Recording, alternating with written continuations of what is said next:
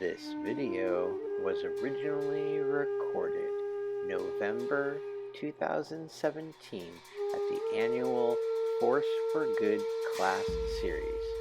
To learn more about this ongoing class series, please visit tibethouse.us.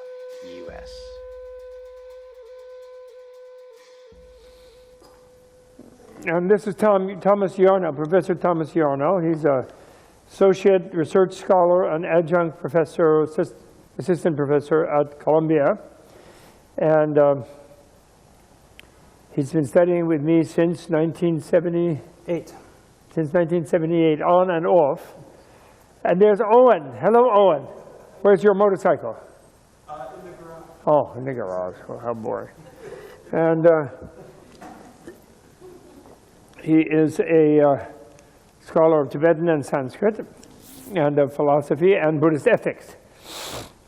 And I'm very happy to have him. He published a wonderful book in our series, which were the creation stage chapters of Tsongkhapa's Ngagrim Chemo, the great stages of the mantra path of Vajradhara, which is the Tsongkhapa's sort of summum practice document of the Tantras, that he wrote. One of his two major masterworks, developing the curriculum of the great Buddhist monasteries that developed with the renewal of the Kadampa order in Tibet in the early 15th century, in the time of the Renaissance in Tibet, which actually coincides with global Renaissance, but nobody knew the Tibetan part of it, because it was all morphic resonance, morphogenetic resonance.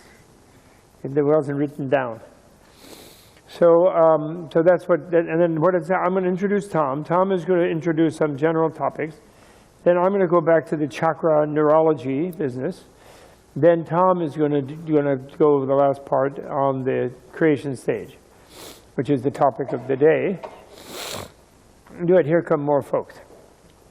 But now, if anybody has questions who was here before about what we talked about last week or whatever it is, please ask them. Yes. Oh, good. Diane.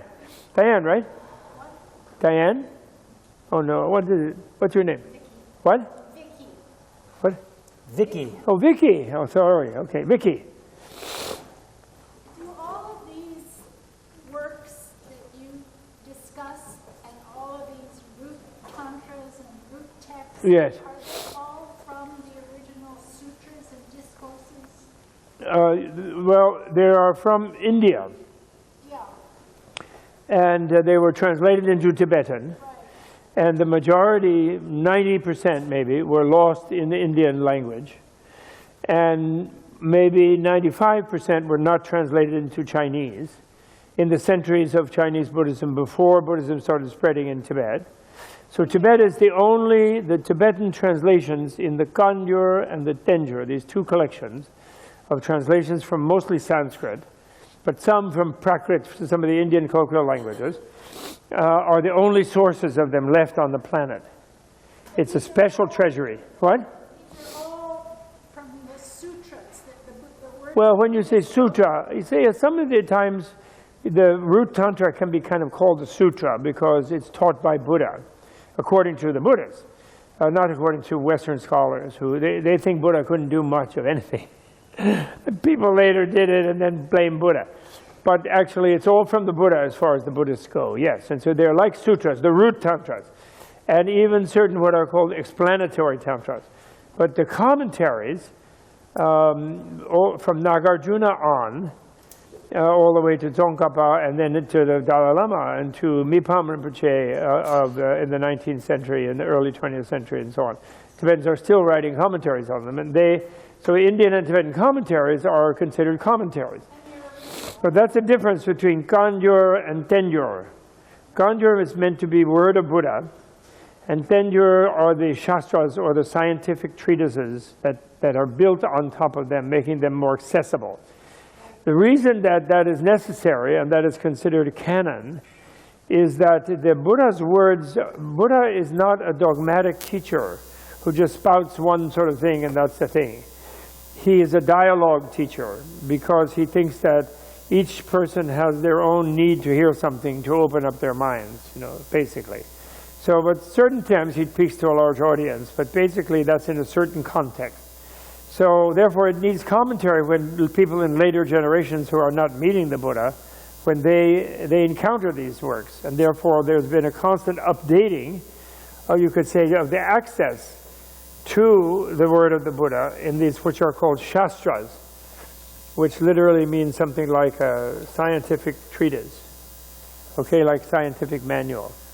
What about the Tibetan Book of the Dead? I mean, Padmasambhava wrote the Tibetan. What about Padmasambhava? Well, he supposedly wrote the Tibetan Book of the Dead, right? That's not from Yeah, he wrote the Tibetan Book of the Dead, but yes, no. He was an Indian, actually, because in those days, Afghanistan and northern Pakistan was India, and considered, the larger Indian cultural network. And but the knowledge of that is not only his, but all kinds of, Buddhist monks and monasteries and universities had developed this kind of, collected this material of people who lucidly died, who remembered the process of dying and being in the between state and being reborn, supposedly, and who chronicled how it works and what are the stages and what are the processes. And this was codified in what's known as the Abhidharma, which is sort of like the scientific teachings of these things. And then he put that in the form of a Book of the Dead, connecting it to a particular root tantra called the Guhya Garbha Tantra, the secret womb tantra. And then he hid it in a pillar because he knew that the time he was there, Tibet was still a conquest empire with emperors, and they had big battle arrays, and they went and conquered China and conquered the Silk Route, and they're the only power in the 8th century that destroyed, or 8th century that destroyed Harun al-Rashid, the Caliph of Baghdad. They actually beat the Baghdad army, Caliph's army, in some place like Khorasan or somewhere. It was big Tibetan victory. So they were very powerful conquerors. And Padmasambhava knew that people who are doing militarism don't want to hear about the Book of the Dead. They don't want to remind their population that they're going to die. Because when people really hear that they're going to die and they really get into, oh yeah, I'm going to die, so my human life is only so long, and so I better use it to the best. They're not going to really go out and start sweating in a barracks and marching off into the desert to conquer some town for their king. They're not going to want to do it. If you do that, you want to conquer them, you go. I'm going to meditate in a cave. So that's why it had to stay hidden for 600 years until Tibetans gave up their conquering. So we should bury it. We should bury the American Book of the Dead in that pillar over there, and somebody will find it when the Pentagon turns into a monastery or a university, which will happen.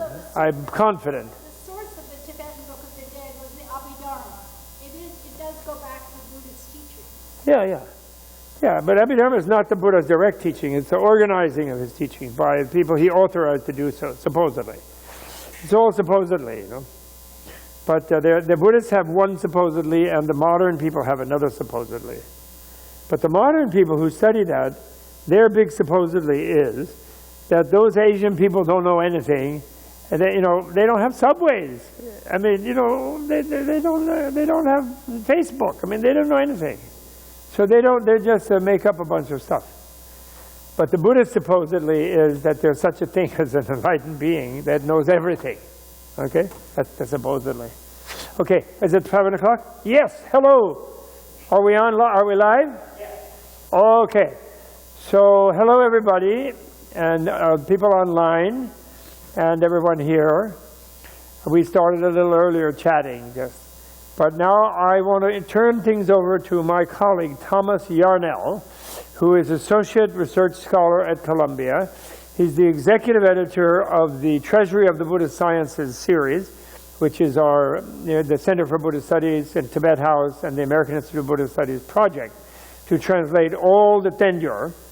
And he's the executive editor of that, luckily for us. And he's also an adjunct assistant professor at Columbia. And he's an expert in the creation stage, having translated and published the chapters on the creation stage from Tsongkhapa's Ngagrim Chenmo, or Great Stages of the Path. So I'm just introducing him. He will start with some remarks of his own, brief introductory remarks of his own on Tantra from his perspective. Then I will go back to where we left off last week, looking at some chakras and talking about the neurology and neuroscience of tantric yogis and yoginis. And briefly, I will do that then briefly. And then he will, the last hour, he will carry on with on the creation stage in specific. Okay, that's the plan for tonight. Okay, everybody there? We're not chanting the Heart Sutra tonight, which I forgot I wanted to do, because I forgot. So never mind, we won't do that. We'll do that next time. Okay, so Tom, over to you. Okay. Hi. And you have this, I need to be able to see it. Okay. You have that up there? Yep, that's being projected. Okay. But I'm not going to talk about that quite yet. I want to quickly pick up on the last piece of no, you get this. You get this. I have a microphone. Oh, you do? Yep. Oh, okay. I want to quickly pick up on the last piece of conversation Is this mic working well? about the sources. Everybody here? Okay. And then talk a little bit about that, because I think it's important. It was one thing I was going to talk about anyway. So some of the sources of where all this information comes from. And then talk a little bit about what distinguishes the two vehicles, the sort of exoteric regular Mahayana vehicle and tantric vehicle. What's the defining characteristic of that, which we're going to see as deity yoga. I'll discuss what deity yoga is in general terms first. And then, just to clarify that, then Bob will talk a little bit about, of the 4 classes of Tantra, all of which have deity yoga in them. The unexcelled yoga Tantra has these 2 stages called creation and perfection, which we'll be talking a lot about today and next week. But it's important to understand how creation and perfection stages of unexcelled yoga Tantra fit into the broader scheme of what deity yoga is. So I'll mainly be talking about deity yoga, but before I do that, I want to just say a few words about the sources of this information, because it's actually quite fascinating. And the 2 books I brought with me that I'll be referring to a lot are, this is the translation of Tsongkhapa's 2 chapters of 14 chapters from his Great Stages of the Path of Mantra. I'll be talking about that a little bit. And then based on that, my own study, The Emptiness is Form, will be coming out sometime next year, I hope. And this looks at a lot of the issues Tsongkhapa brings up, some of the issues I'll be raising tonight. And the issue of sources actually is something that comes up in here as well. In brief, I'll try to make this super brief. I think there has been a naive understanding among some Western scholars and practitioners, and among even Buddhists themselves for 2,500 years, that there's kind of the word of the Buddha, what the Buddha actually said, what came out of his mouth, and that got written down at some point. Those are the sutras, and then other things after that are commentaries. In fact, and I detail this a lot in this book, even in the Pali Sutras, which are considered like the oldest original sutras, nobody disputes their origin, even in those sutras, the Buddha himself said, as he was walking around teaching for 40 years, he said that, what the Dharma is, the word that he uses, Buddhavacana. Buddhavacana means something like Buddha's speech. It's sometimes, I think, mistranslated as the word of the Buddha. He made it clear, even in the Pali Sutras, Buddhavacana doesn't mean the word of the Buddha, it means Buddha speak. The kind of thing a Buddha would say. And one of the ways he gave an example of that was, he would sometimes be talking, and sometimes he'd ask somebody, William, what do you think about this? And William would give some eloquent answer. And the Buddha would nod and say, that's exactly right. And he then said, that counts as Buddhavacana. It didn't come out of my mouth, it came out of William's mouth. But what he said was exactly right. And over the course of years, this broadened out to if 2 other people were, if the Buddha wasn't even present, he didn't, in other words, have to be there to give his blessing to it. If it sort of met the test of, it didn't conflict, so William says something to Leslie off in some other village, and it turns out that a debate occurs, and it turns out that everybody within the Sangha can agree that what the 2 of them discussed seems to comport with everything else they've ever heard the Buddha and Buddhists say, and it sort of comports with experience, and it leads to liberation and not to samsaric entanglement. That counts as Buddhavacana. The fact that he defined Buddhavacana in this way created some really interesting situations over the next 2,500 years, which I won't have time to go into, but suffice it to say that that kind of opened up the canon quite broadly, so that after the Buddha passes away, what's going to count as Buddhavacana is somewhat open. So you do have a conservative movement of what are currently usually considered Theravadan type practitioners, individual vehicle practitioners, who had a council at which many of the sutras were enunciated by people with perfect memories. Those were then sort of recorded, written down eventually. That's considered the Buddhist canon. That's considered Buddhavacana. When the Mahayana comes along, the Mahayanas point out, when Mahayana sutras start to be revealed slowly over the ensuing centuries, part of what they point out, even within the sutras themselves, is that these also count as Buddhavacana. Just because they weren't recited at that council over there at a particular time and place doesn't mean that what was recited at that council is everything that was ever taught by the Buddha. If you look at the Pali Canon, if you look at the extent of it, it looks large, but it's nowhere near 40 years worth of teachings. So just on the face of it, it makes perfect sense that sutras, Mahayana sutras, may have a claim to authenticity. And in terms of the criteria for authenticity, actually the Mahayana sutras themselves argue why it is that they're authentic. Now this thing gets, when you get into tantric literature, you have a similar kind of issue that comes up, because some of this literature, in terms of its written form, doesn't appear until several centuries, sometimes many centuries after the Buddha. So a question comes up, well, is this apocryphal? Is this just something someone made up? You know, they say they found it in a cave, but so what? Or is this a genuine Buddhist teaching? The criteria that that was, put to test had to have more to do with the content of the teaching rather than trying to prove its original source. And when you get into tantric literature, that becomes even more the case. You have, even within Mahayana literature, without going to the tantras, you have, for example, the great scholar, yogi practitioner Asanga, who claims to have gone in meditation to Tushita heaven and heard some teachings from Maitreya, the next Buddha. And he comes back and writes those down, and those count as sutras. So the ability to have meditative encounters with other Buddhas other than Shakyamuni throughout time, and then eventually in the tantras to have encounters with tantric deities, these are sort of more fancier forms of Buddhas, and to record that teaching, and for that to count as Buddhavacana, this still counts as canonical. It's a messy picture, of course, over time. I mean, you get different debates, different people accepting or not accepting certain texts, but it actually does become surprisingly set over the course of the next 1,500 years in India.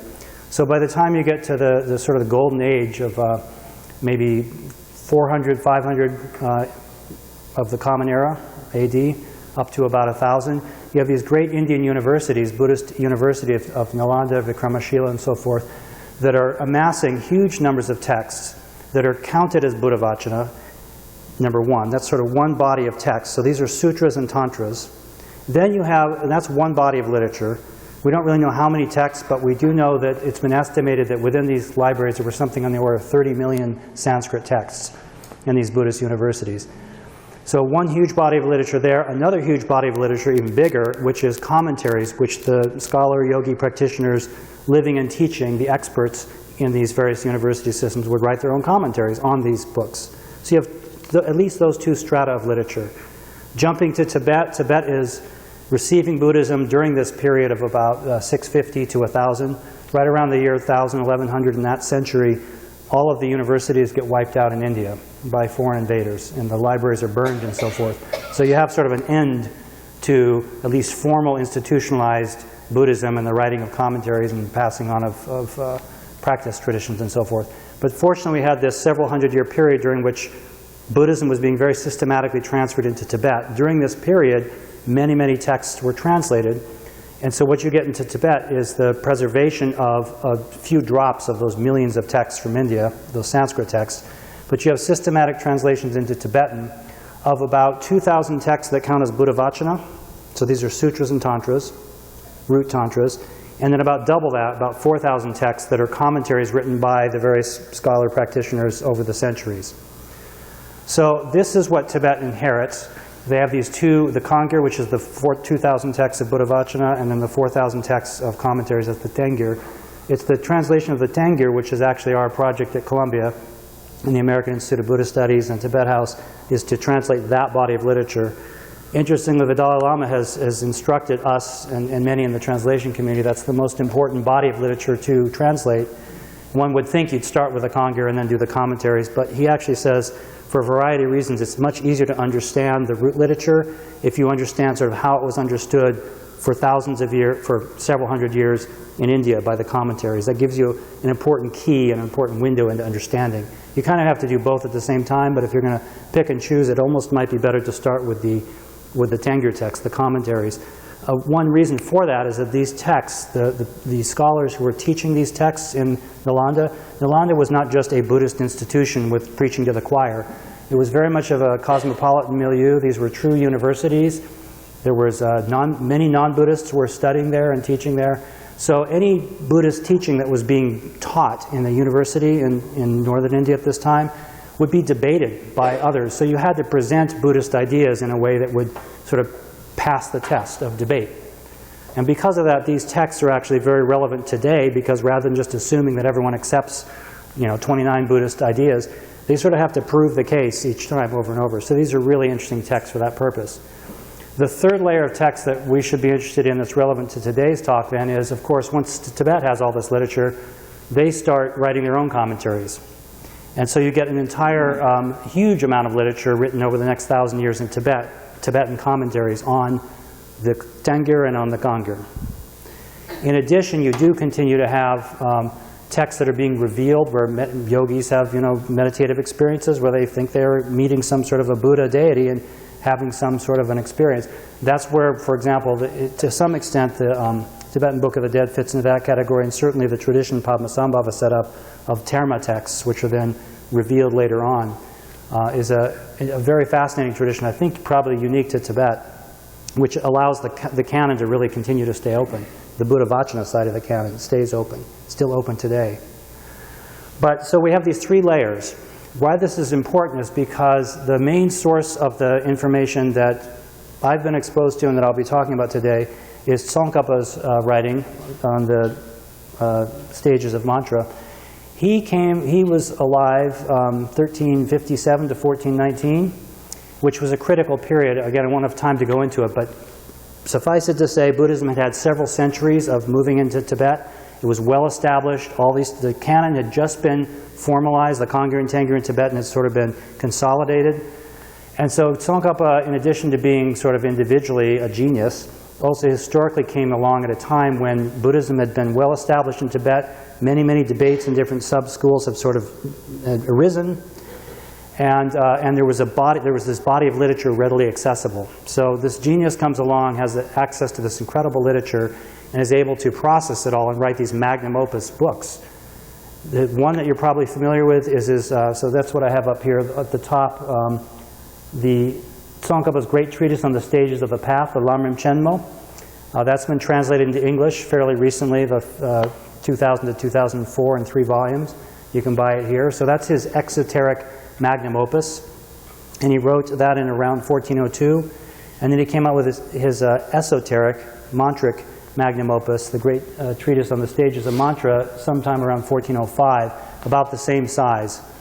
It has not all been translated into English. The first 4 chapters were done by Jeffrey Hopkins and the Dalai Lama, so you can buy those. Tantra in Tibet, Yoga of Tibet, later released as Deity Yoga, and then Yoga Tantra, those 3 books. They just now were re-released by Shambhala in a new set where they all sort of look the same.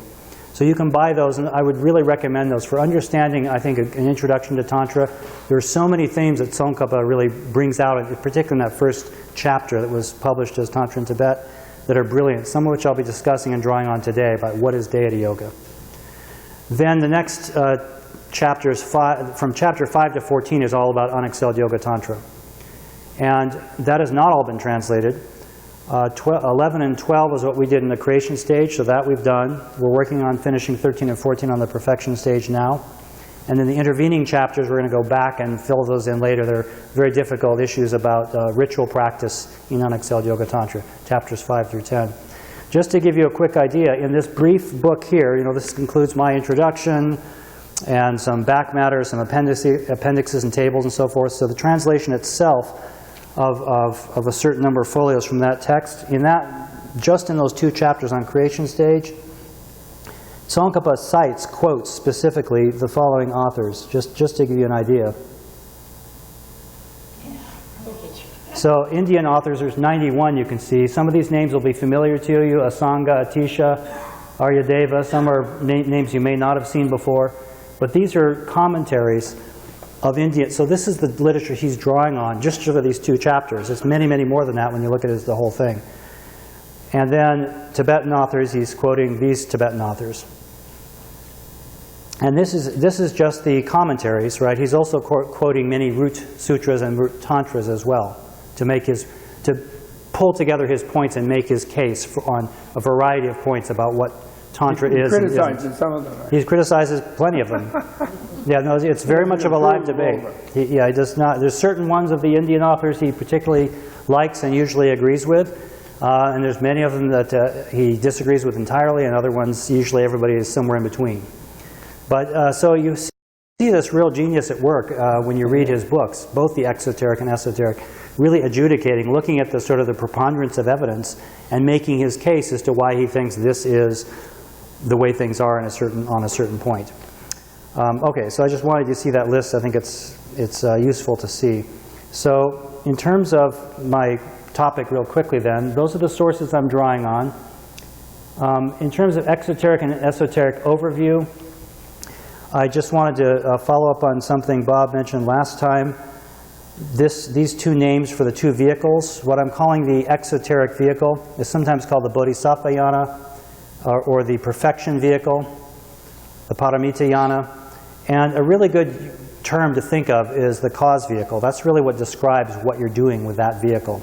Both of these are Mahayana. So if you say Mahayana, the great vehicle or universal vehicle, that's an umbrella term that then subdivides into an exoteric and an esoteric sub-vehicle, you could say. So the exoteric vehicle is called the cause vehicle. The esoteric or secret vehicle is called the Tantrayana or the Mantrayana. They usually call it Mantrayana or Vajrayana more often in the Tibetan texts. And to refer to it as the effect vehicle, I think you referred to it as the goal vehicle, same idea. That term, cause and effect, or cause and goal, really gives you an idea about what's going on in these two vehicles. The reason is, in exoteric Mahayana, essentially in brief, what you're doing is you're amassing the causes for Buddhahood over 3 incalculable aeons, right? So you're practicing the 6 perfections: generosity, ethics, tolerance, energetic perseverance, meditation, and wisdom. You're practicing these 6 things. You can say the first 5 kind of go under merit, having to do with the body, having to do with compassion, having to do with skillful means. They're sort of one side of a ledger. The other side is wisdom. So you're amassing merit and wisdom. Again, the merit side sort of spells out into a lot of different things like compassion and ethics and so forth. But you can also say body and mind. So you're working on body and mind, you're working on merit and wisdom. You're amassing the causes slowly to evolve into a more enlightened being over many lifetimes and eventually becoming a fully awakened being, a Buddha. The effect vehicle is called that precisely because it's a vehicle. These are both vehicles that take you on a journey. They take you to awakening. The effect vehicle is called that because here the idea is you're actually taking the idea, the effect, the goal of Buddhahood itself, and you're taking that as your vehicle, which may sound strange at first, but that's what Deity Yoga is all about. It's essentially taking, it actually also segues importantly to this idea that we'll talk about a fair amount today of continuity, which I think is, and I'm going to jump back up for 1 second, but this whole idea of here, I even highlighted it. Bob mentioned this also, Tantra means continuum. This will require a bit of spelling out, but the idea in brief is that what a Buddha is and what you are now, there's a continuity there. Becoming a Buddha is not becoming something totally different than what you are now. It's actually bringing you to the optimal evolutionary conclusion of what you already are now. So when Bob was talking last time briefly about the 5 skandhas mapping onto the 5 Buddhas and the 5 wisdoms and so forth, I don't think he spelled that out fully, but we could spell it out more today. Mm-hmm. There's this idea you have 5 skandhas, right? 5 aggregates, basically body and mind, and breaking down into various subcategories. The idea is that whatever these different categories of your body and mind are, they are sort of unenlightened or unawakened or undeveloped, unfully optimized versions of what a Buddha body-mind is. So if you heuristically, provisionally say, well, let's talk about 5 aspects of what it means to be a human, then they have what a Buddha's 5 skandhas are, which are sometimes discussed in terms of being 5 wisdoms. So to give just one simple, maybe simple example, the idea is there's a continuity between these two, is my point. So one of your skandhas, for example, is the discrimination aggregate, that aspect of your mind that allows you to discriminate left and right, good and bad, hot and cold, etc. You can discriminate different things, right? A part of your mind can do that. If your mind is coming from from an egoic point of view, from a samsaric point of view, where you assume you exist in a certain independent way, this causes samsara, right? This is the root of samsara, these kleshas, these addictions like misknowledge, desire, and hatred. So for a samsaric being who's driven by these kleshas, by these addictions, your discriminative part of your mind is going to invest in the things you see as different, as being inherently or intrinsically different, and then you're going to have likes and dislikes and hatreds on that basis. The problem isn't that you're discriminating. The problem is that you're discriminating in this way based on this knowledge, coming from a distorted point of view. So a Buddha also can discriminate. A Buddha still has a skandha, but that skandha, in the case of a Buddha, has been purified of the egoic or the reificatory, the reifying side of that. So they're not seeing things as intrinsically this or that, but provisionally this or that. They're still able to discriminate. They're still able to say left, right, good, bad, but within a different context it might be something else. They're able to be more flexible with it. So that wisdom of a Buddha is called the discriminating wisdom, and it's associated with Amitabha, the color red, a particular side of the mandala, and so forth. The idea here then is that in Tantra you're making associations. You're making associations. A tantric text will sort of initially reveal what those associations are. Your discrimination aggregate is actually connected with Buddha Amitabha's discriminating awareness. And then you learn to start to associate that and to feel that and to notice that and to identify with that. So the last thing I'll say then, and turn it over to Bob, is that this is what deity yoga is. And Tsongkhapa was in a way unique in the sense that he wasn't the only or the first one to say what I'm now going to say, but he was the first one to kind of make the case definitively. What is Tantra? What makes the tantric vehicle different than the cause vehicle? And there's a lot of different ways you can spell that out. And if you want to read some of the other theories, Jeffrey Hopkins has a book that came out pretty recently, just a few years ago, called Tantric Techniques. I think a marketing agent gave it that title, but What? Tantric Techniques. Oh, yeah. But the book is actually about quite a lot of things. It's really about the lower levels of Tantra, not unexcelled yoga, and it's actually an excellent introduction to a lot of topics. But in the latter third of the book, he actually also spells out multiple competing theories that other Tibetan scholars other than Tsongkhapa had about what exactly is Tantra. And it's interesting to read those debates. But what Tsongkhapa's decision was, looking at all the evidence, and I think he makes a very compelling case, is that what makes Tantra different is if you have method or art, upaya, and wisdom, the wisdom side between the two vehicles is not different. The insight into emptiness is the same. There's not a different view of emptiness in Tantra, according to all the sources Tsongkhapa looks at. What there is that's different is there's a different methodology. In the cause vehicle, the methods are what? Generosity, ethics. Ethics, of course, means a whole bunch of different things, a whole bunch of behaviors of body, speech, and mind that you do and don't do, developing tolerance and so forth. These are all the causes. These are the things you do. These are essentially it's your art. It's what you're practicing. In Tantra, you're still doing all of that. You're not abandoning any of that, but you're adding one method or one technique that is unique that you only find in Tantra, and that is deity yoga. So deity yoga, Tsongkhapa says, that's the defining characteristic of what makes Tantra Tantra. That's what makes it different. And what deity yoga is in a nutshell, and then we'll unpack this further, but in a nutshell, deity yoga is,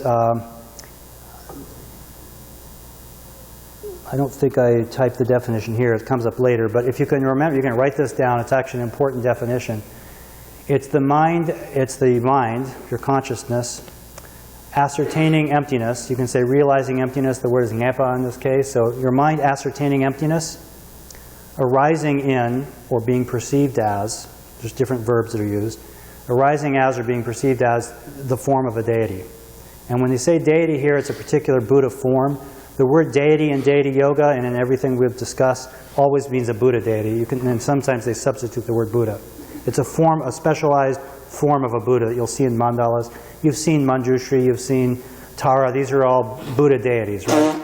But they're not deities that are somehow different than Buddhas or that are somehow in God realms. Buddhists, of course, also have God realms, but that has nothing to do with what a Buddha form is, this idealized, essentially like an archetypal form. So a form of a Buddha, a tantric form of a Buddha might include something, I think, Bob, you showed the picture last time. of Guhya Samaja with the multiple faces and the multiple arms. Yeah. These are specialized Buddha forms. These are forms that Buddhas take for specific reasons that we'll be discussing. But that's the ideal form of a particular ideal archetypal blueprint form of a Buddha. And when you're practicing deity yoga, what a yogi is doing is having their mind ascertaining emptiness arising in the form of the deity. What that means could take a very, it takes books to unpack that. It does entail that you have a clear understanding of what emptiness is and is not. What does emptiness mean exactly? It doesn't mean nothingness. Understanding, in other words, a lot of exoteric training in Madhyamaka thought, for example, understanding that emptiness means lack of intrinsic reality, that it actually affirms relative reality and makes relative reality possible. Understanding sort of exactly what emptiness is and isn't is a necessary prerequisite. To the extent that one has gotten that at least down intellectually to some extent, then one has one's subjectivity, one's mind, initially dissolve everything into emptiness, and then that mind that is essentially let go of reifying and holding things in various fixed patterns, you allow that mind to then re-arise in the form of one of these Buddha deity forms, sometimes in a very complex mandala and so forth. That is deity yoga, doing that practice. If you just sit down and start visualizing yourself as a deity, that's not deity yoga, because you're missing the emptiness component. A separate issue, which I won't discuss now, but we'll discuss later today, is to not confuse emptiness yoga with what's called perfection stage, and then think that deity yoga means just visualizing. Tsongkhapa goes at great length to discuss this, apparently because this was a big misconception at his time and previous to his time. He makes it very, very clear that emptiness yoga is an integral part of deity yoga. So when you're visualizing yourself as a deity, you're always doing it within the context of emptiness yoga. And when you're doing perfection stage, that's not just emptiness yoga, because when you're doing perfection stage, you're also often visualizing yourself as a deity, or you're visualizing different things at different times. But it's not content free. Okay, so visual content and visual remapping and reassociating of aspects of your body aggregate and your whole physical world is part of deity yoga, as is doing the same thing with your mind. But what's critical is that it's being done on the basis of clear understanding of emptiness. Eventually that becomes an actual experience, a more experiential, intuitive sense of emptiness and form. But it can start off with even just the intellectual. That's sort of a minimal prerequisite, along with regular Mahayana prerequisites of bodhicitta, renunciation, and so forth. So that's what deity yoga is, the mind ascertaining emptiness arising in the form of a deity. And the last thing I'll say about deity yoga then, which Tsongkhapa spells out again, is, well, then what is deity yoga exactly? That's kind of what it is.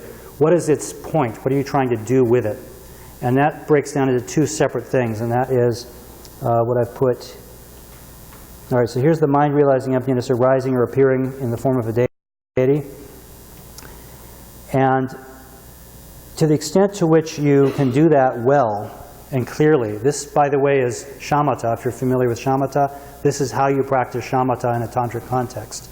Is instead of focusing on your breath or a visualization of a Buddha out in front of you, you're visualizing yourself in the form of a deity. You're visualizing all sorts of different mantras and different places on your body, different things in the mandala.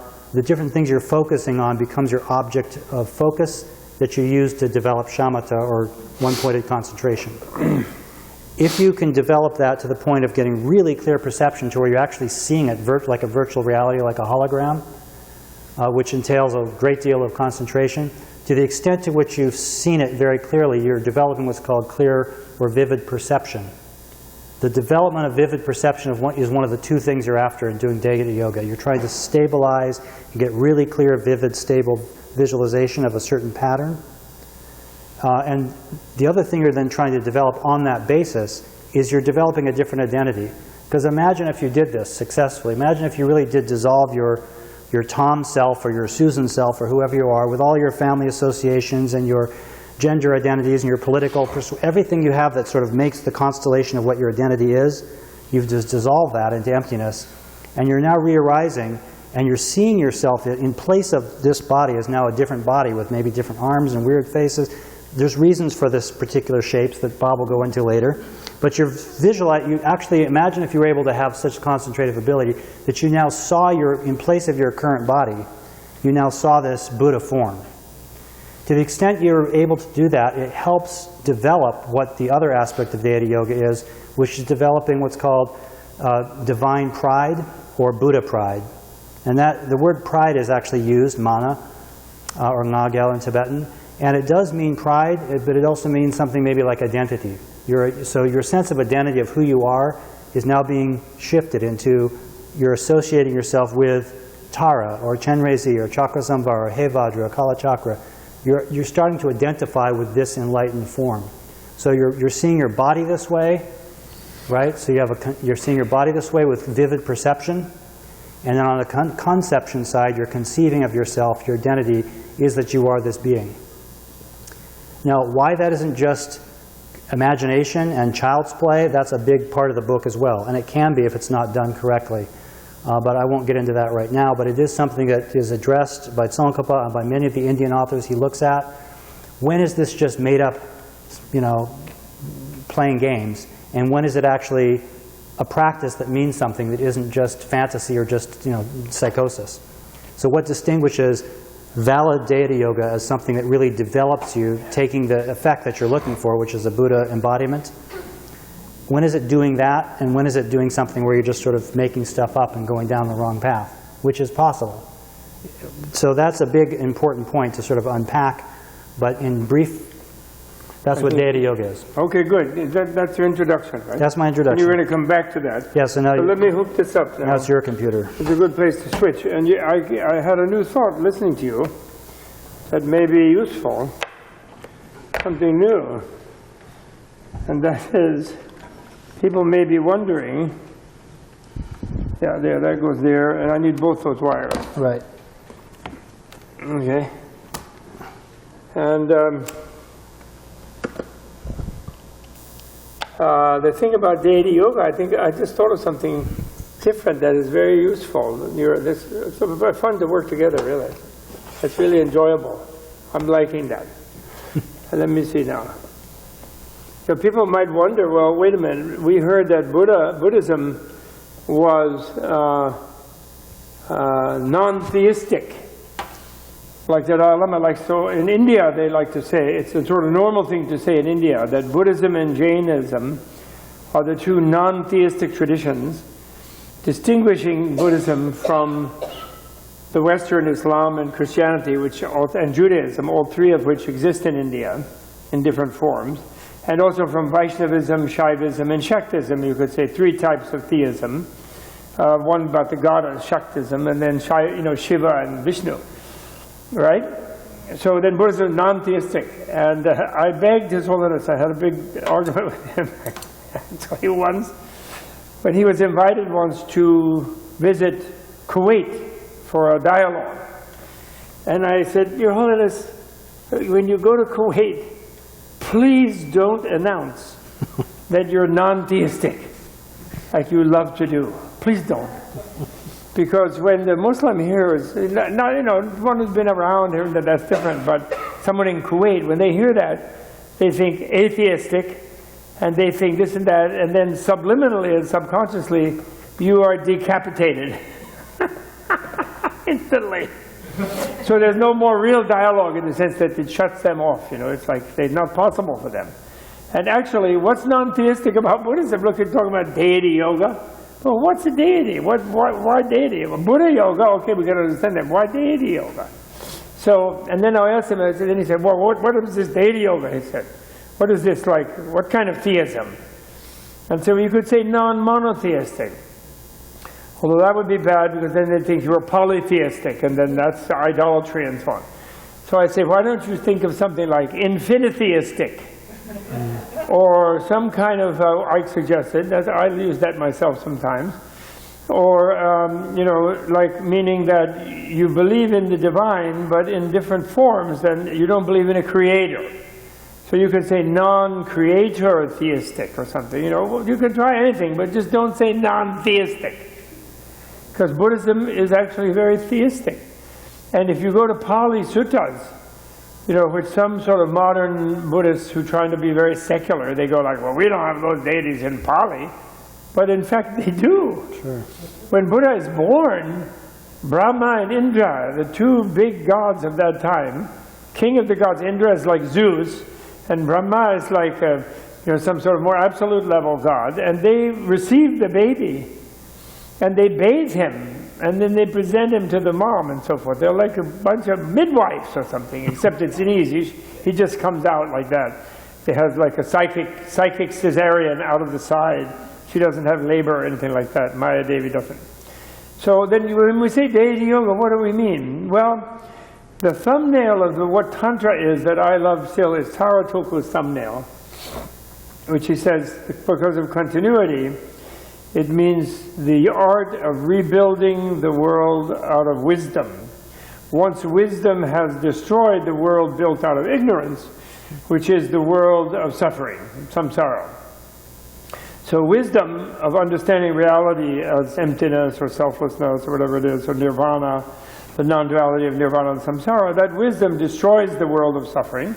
But then once you destroy that, then you have to rebuild something for those who didn't yet develop that wisdom. So you take the wisdom and you build out of the wisdom. You follow? That was a beautiful, I think that's the most beautiful thumbnail. Now, where deity gets into the picture is that since in the Buddhist culture, the idea of deities as being a kind of being, like a human being, but sort of more powerful, more intelligent, living in a more pleasant circumstance, and therefore not as advantageous as a human to attain nirvana, because they're more indulged, tend to be more indulged and less paranoid than a human. The human is vulnerable, and they know they're going to die soon, and so they're in a rush to find something meaningful that they can deal with death about, And whereas these kind of deities, and then Buddhists from the beginning, including in the Pali, there are 6 levels of heaven where different kinds of deities reside in what's called the desire realm heaven, which are just like anybody's notion of heaven, even Mark Twain's. Mark Twain's notion of heaven, not quite. Where he said the reason that Americans are such horrible sinners is that they don't want to go to heaven because it's so boring. It's like an internal church social in little frocks and sitting around, and much rather there's no gambling, there's no liquor, no dancing. It's just like sitting around in little frocks. Mark Twain said that's why Americans are such sinners, because they're too boring to go to heaven.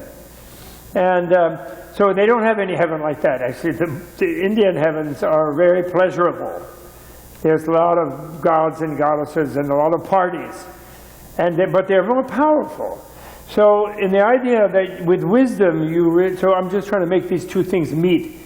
The idea that with wisdom you rebuild a world, well, in a way you assume the responsibility and the role of what someone imagines a deity has of shaping the world. Because the inside of emptiness, as I've told you all tirelessly, or maybe tiresomely, I don't know, one or the other, that emptiness doesn't give you a license to think that nothing exists. What emptiness does is it makes you realize that everything, the way you perceive it as existing, is in some sense your construction. So emptiness re-empowers language and imagination in an enormous manner, because it makes you realize that when you see what you think of as the ordinary world, you're actually imagining it with the routinized imagination that culture and language are giving you of how you're supposed to imagine it. Like you see someone, oh, that's a human being, oh, that's a woman, oh, that's a sentient being, oh, that person is alive. You bang, all these concepts come jumping out, and they jump out. That's a picture, that's a wall, this is the color white, that's a light. And those are all concepts. And we think that when we see a wall, that the wall kind of expresses itself to us as a wall. But actually, we shape our perception of it with our routinized imagination. When you realize emptiness, to whatever degree, it weakens the seeming inevitability of that routinization. That is to say, you eventually get to where you realize, oh, I see a pillar because I have a concept of a pillar, because of this and that, so actually I shape whatever inconceivable process of neurons, photons, whatever the energetic process is of perception of light reflecting over something, and then knowing that that's a concrete pillar with rebar inside, that it's supporting a building, with huge amount of compression strength and all this. You know, all of that is just loaded into it by my imagination. But what we, you know, therefore I have an image of a pillar, you know, imagination. I make an image. I put my image over that, and then I recognize it, and then I feel I have it under control. I know what it is. So as you realize emptiness, more and more that you realize it, you realize that it isn't necessarily that. And it's, you're shaping. Of course, you're not shaping in a vacuum. It's not solipsism, Western thought, where it's all just in your mind. It's in all lots of other people's minds too. So the world is the intersection of many beings' minds. And among those beings, the more powerful ones are the gods. And they're all these different levels. And the lower ones are less powerful than the upper ones, and so forth. So deity yoga. Now, among deity yoga, the Buddha forms are mostly not form realm deities. They're desire realm deities. So they're a little more humanoid type of deities. And yet, it's a kind of image of yourself as a Buddha in a heavenly plane. And like some of the great bodhisattvas, like Manjushri, Avalokiteshvara, sometimes you can call them celestial bodhisattvas. They live in Buddha lands. And they have these different kinds of bodies, actually. They're not in what John Perry Barlow calls meat space. So then the distinctive thing of the creation stage that you're saying is where the components of deity yoga are, that once you realize that your identity of your ordinary self, my Bob Thurman identity, as an ordinary human being, flesh and blood, stuck in a certain world with a certain lifespan, all kind of identifiable characteristics, that is eroded by the critique, the critical insight, vipassana, that looks through things to see what's really objectively real and what is imposed by concept. And I realize that that ordinary identity is a complete construction. Then I am free to reconstruct my identity. And the reason, and then the Tantra comes in and offers itself to you to help you do this systematically and consciously with the art. It gives you like the art manual of how to do that. And particularly presenting itself as, it's not only, one thing that's very clear, it's not an alternative to the Mahayana Bodhisattva path to Buddhahood. It's not an alternative path. It's not like, oh, the ordinary people, they get to be bodhisattvas and they take 3 incalculable aeons to achieve Buddhahood. And some special people get Tantra and they can do it in a weekend or in a year or in a life. No, every bodhisattva has access to the Tantra, and it eventually comes to any bodhisattva when they reach a certain stage of energy in their path and they get impatient. And they don't get impatient because they're unwilling to stay in the world for 3 incalculable aeons of lifetimes, but because they're impatient to have the power to help others sooner. Because they see others suffering endlessly, and therefore they can't bear that, so they want to do this quicker.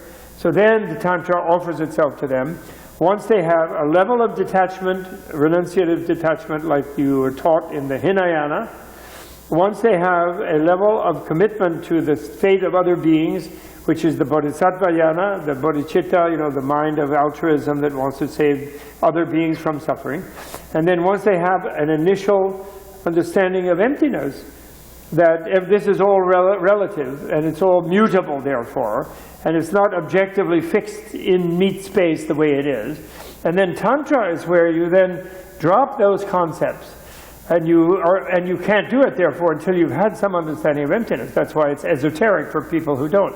You can understand that someone who had the naive realist notion of I'm the absolute Bob Thurman, and I have an absolute identity, and that's me, and that's really me, that's the real thing around here is my identity.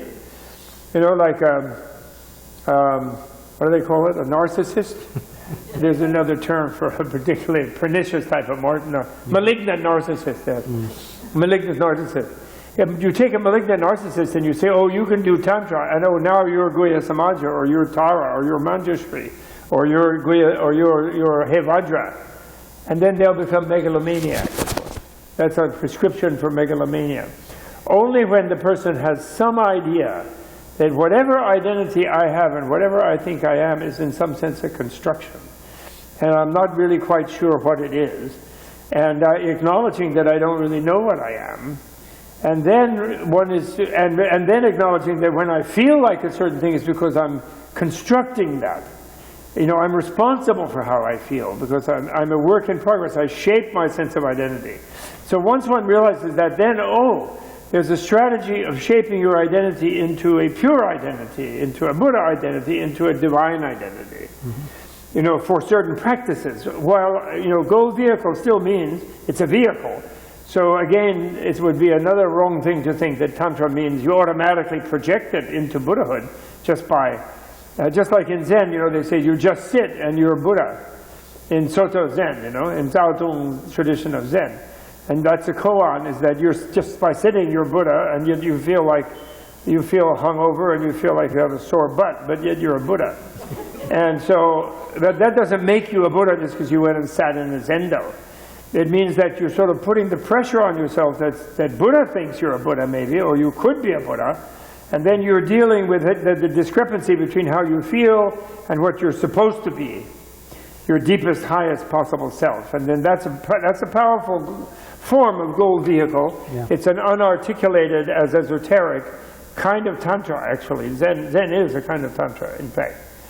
Anyway, so that's just, I wanted to meet that with you. Now what I wanted to show here, what I wanted to come back and show, and I know there are a couple of you here who weren't here before. Hello. Are you with me or not? Come on, ding, ding, ding. There you are. Yeah, first of all, I wanted to, anybody who wasn't here, I have to show this mandala. You see the mandala? Can you see it? Yep. It's considered against the law to talk about Tantra for someone who has not seen the mandala. So we're saving our own souls just by showing it to you. What this is a powder mandala, which means kind of like the floor blueprint of a three-dimensional universe, which has in the center the palace of the Buddha in the form of the esoteric community, Guhya Samaja, because the Buddha here is 32 different beings, which are each represented by a symbol in this mandala.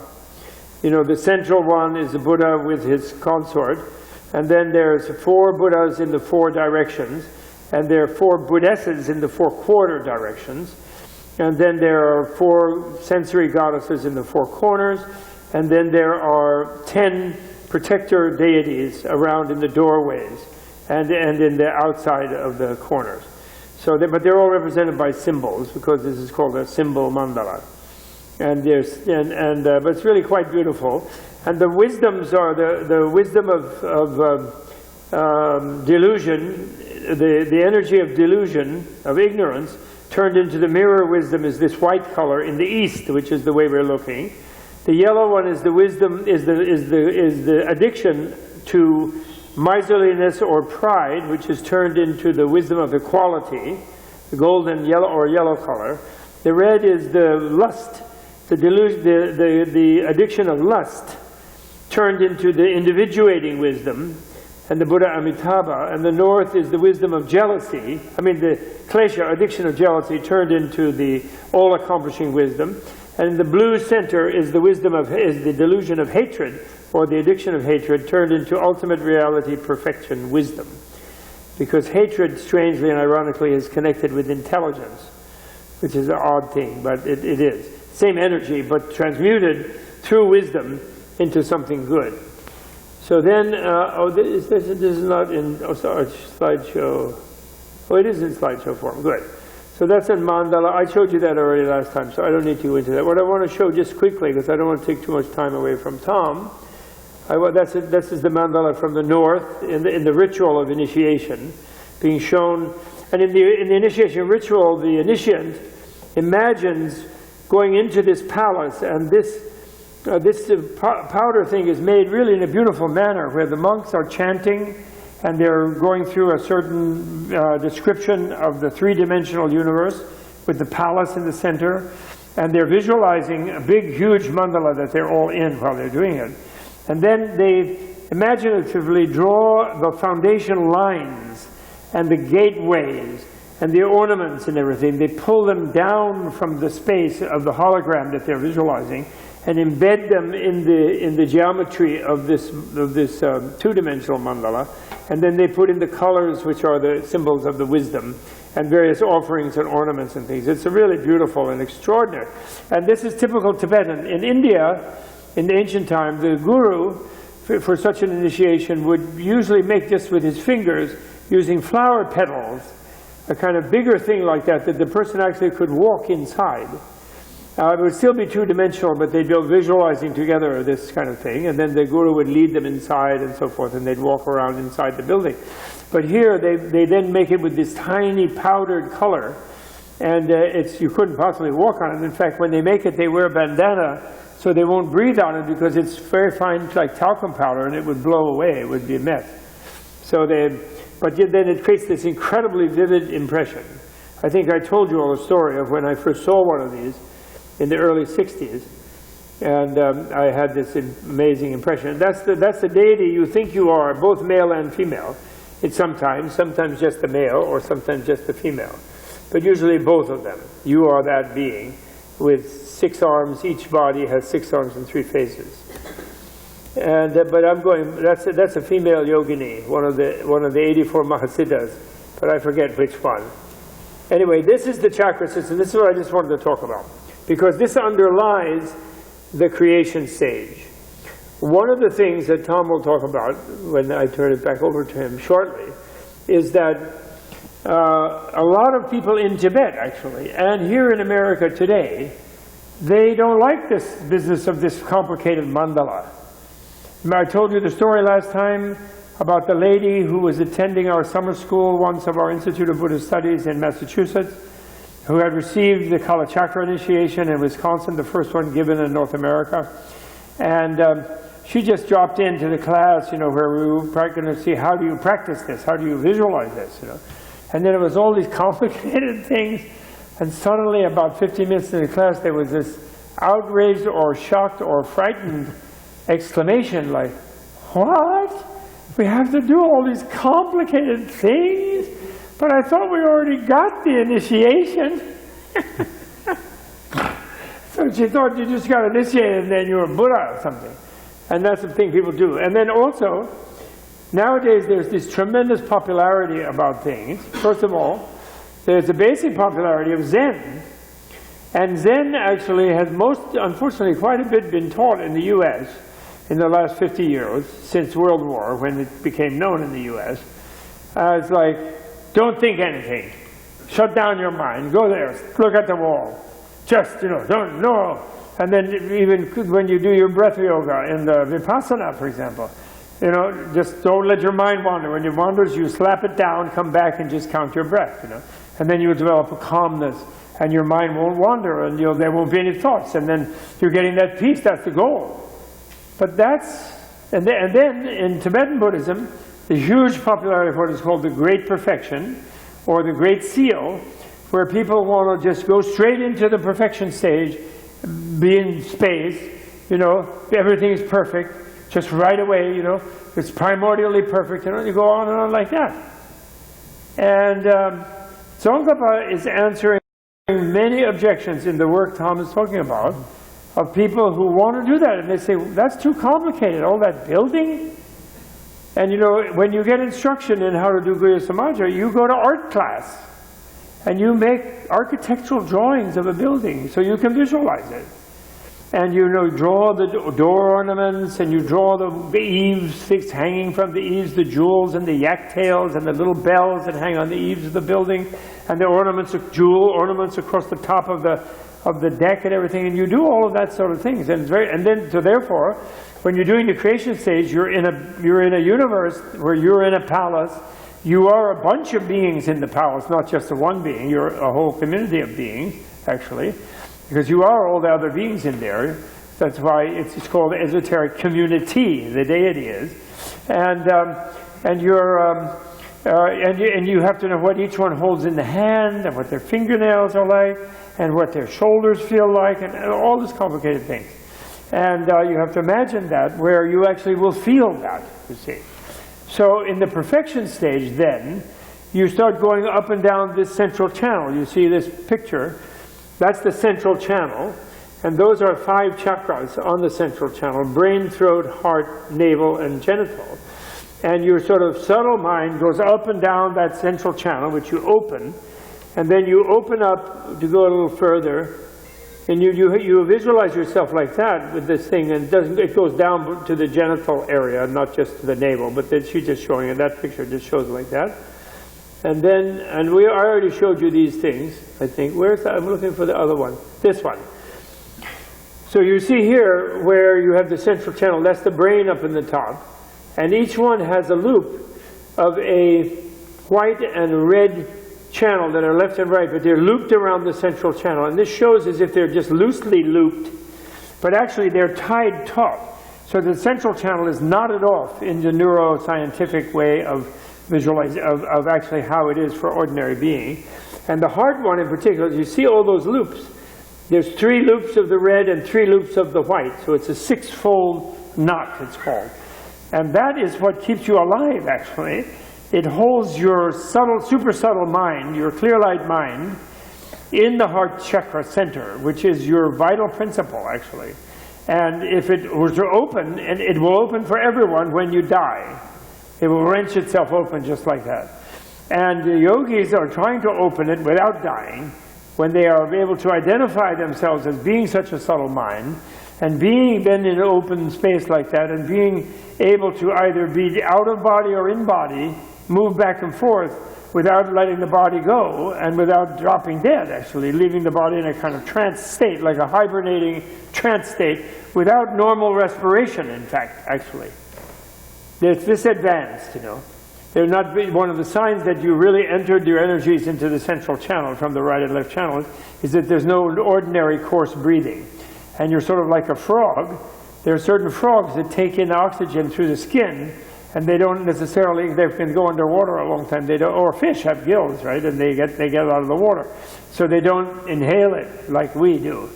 And so it's very, very advanced neurological thing, is what all I'm trying to say. I'm not getting into sort of technique.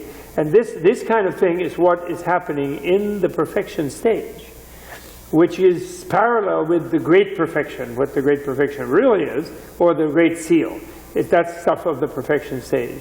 Now they say, therefore, that an ordinary person, if they try to leap into those levels of experience, without first having opened up the central nervous system neurologically, they're in great danger.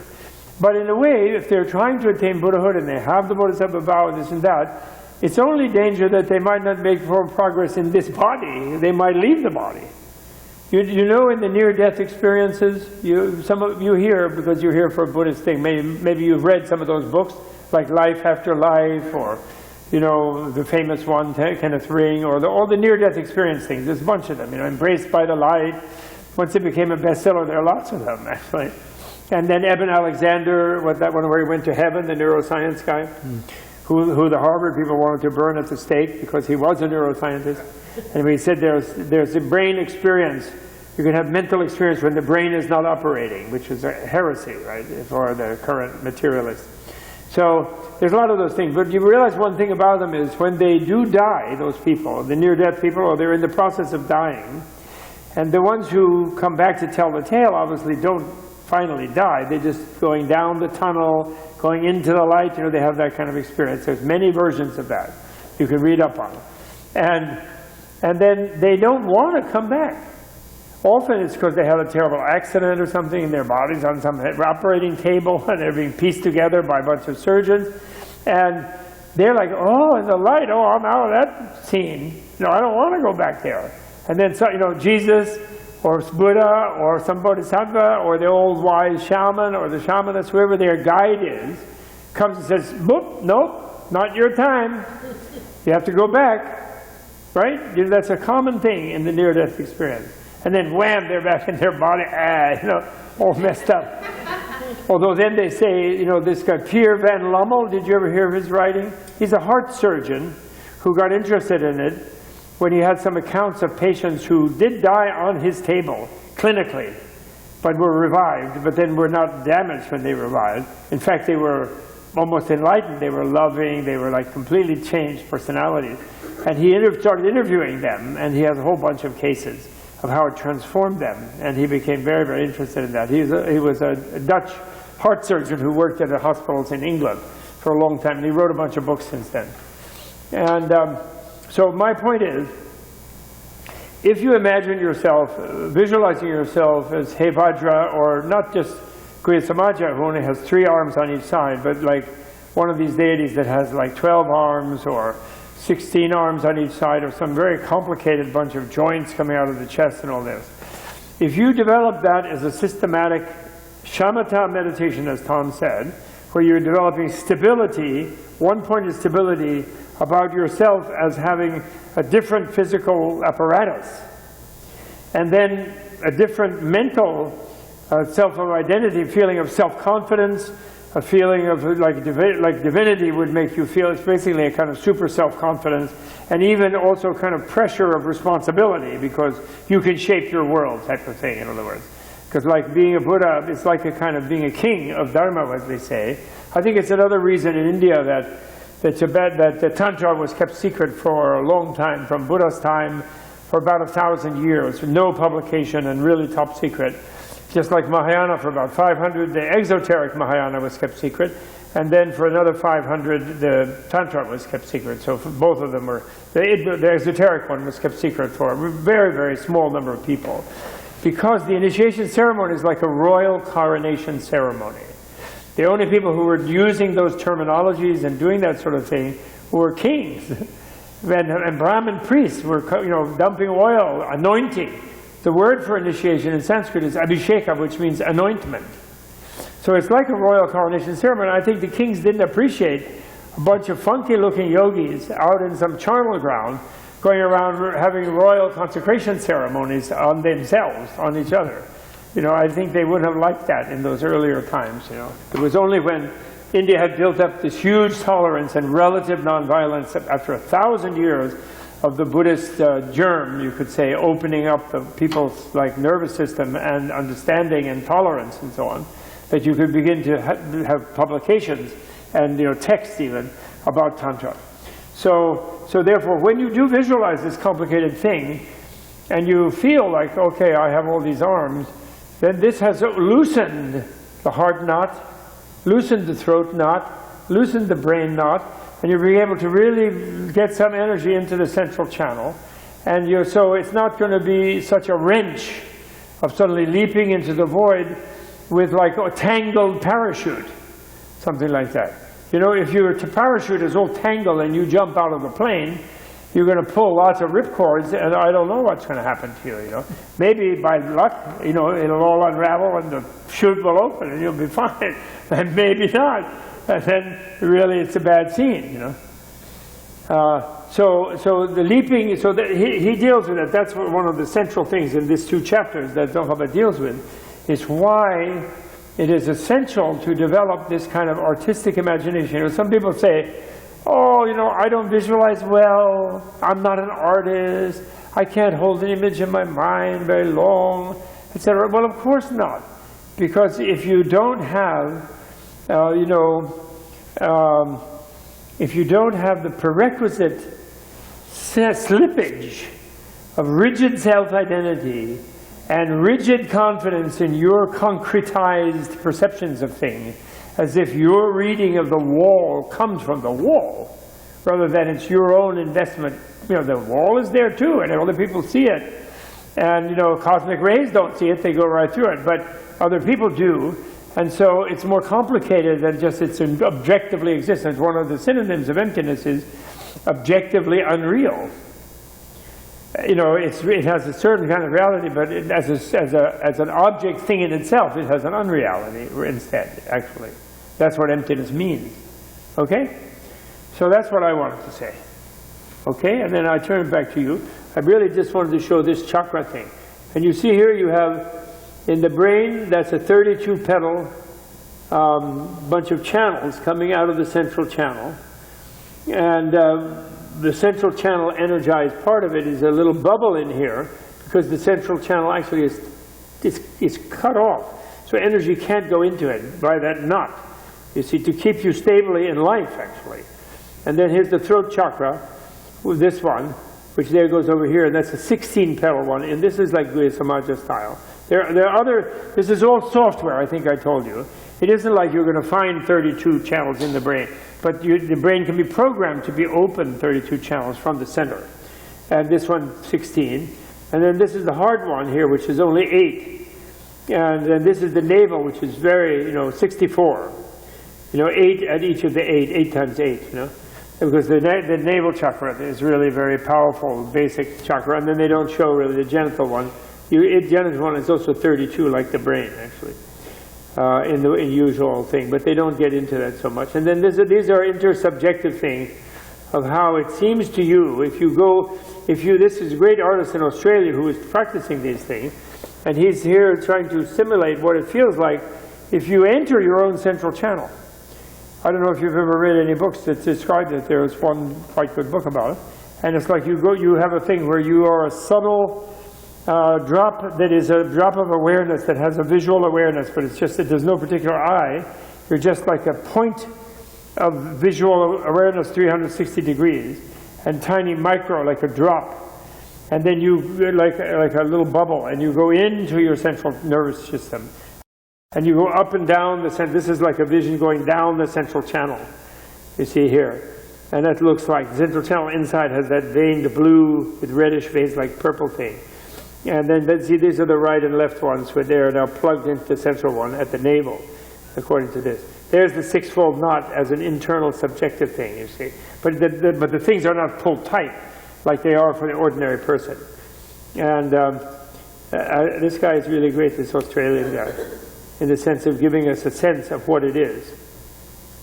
Okay? And so that's the navel, again, that's the navel chakra base, And there's a visualization of your mind as a bubble there, with many Buddhas in the bubble, and all this kind of very subtle stuff you get into when the mind gets very, very stable. The mind becomes like the imaginative mind becomes like a microscope, where you can perceive something very, very tiny, like the size of a mustard seed, but you can see every detail of a deity with 4 faces and 12 arms, and in union with the consort, etc., as in the size of a mustard seed in the center of your heart, for example, and hold that very, very stably. They get into things like that. And here's the Kala Chakra with 10 deities. Okay. So anyway, so I just wanted to give you an idea of the art, and then I'm going to shut this off, and I'm going to shut myself off. And now you're going to go into how you would learn. You need this again, right? Yeah. How you would learn to do this where you're not jumping into your central nervous system right away, but you're actually re-envisioning the external body instead.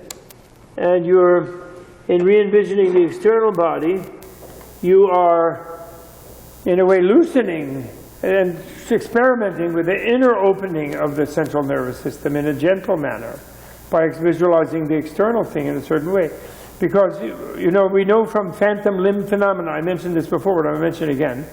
We know from that sort of phantom limb phenomena and other kinds of things that now, when I move this arm, in a way I'm transmitting the impulse from my thought to do so through a model of myself as having this arm that's in my brain somewhere.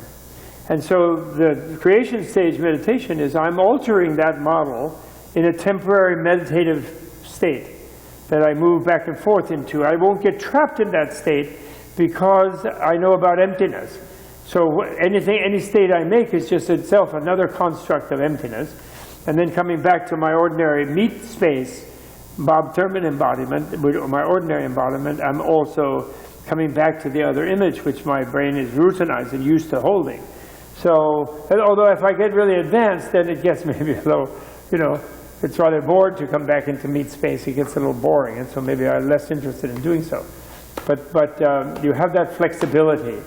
And it is that deep, the whole thing. It is very, very deep. Therefore, a little dangerous, actually. That's why they say, if you enter Tantra before having the requisite preparation, it's dangerous. They say that.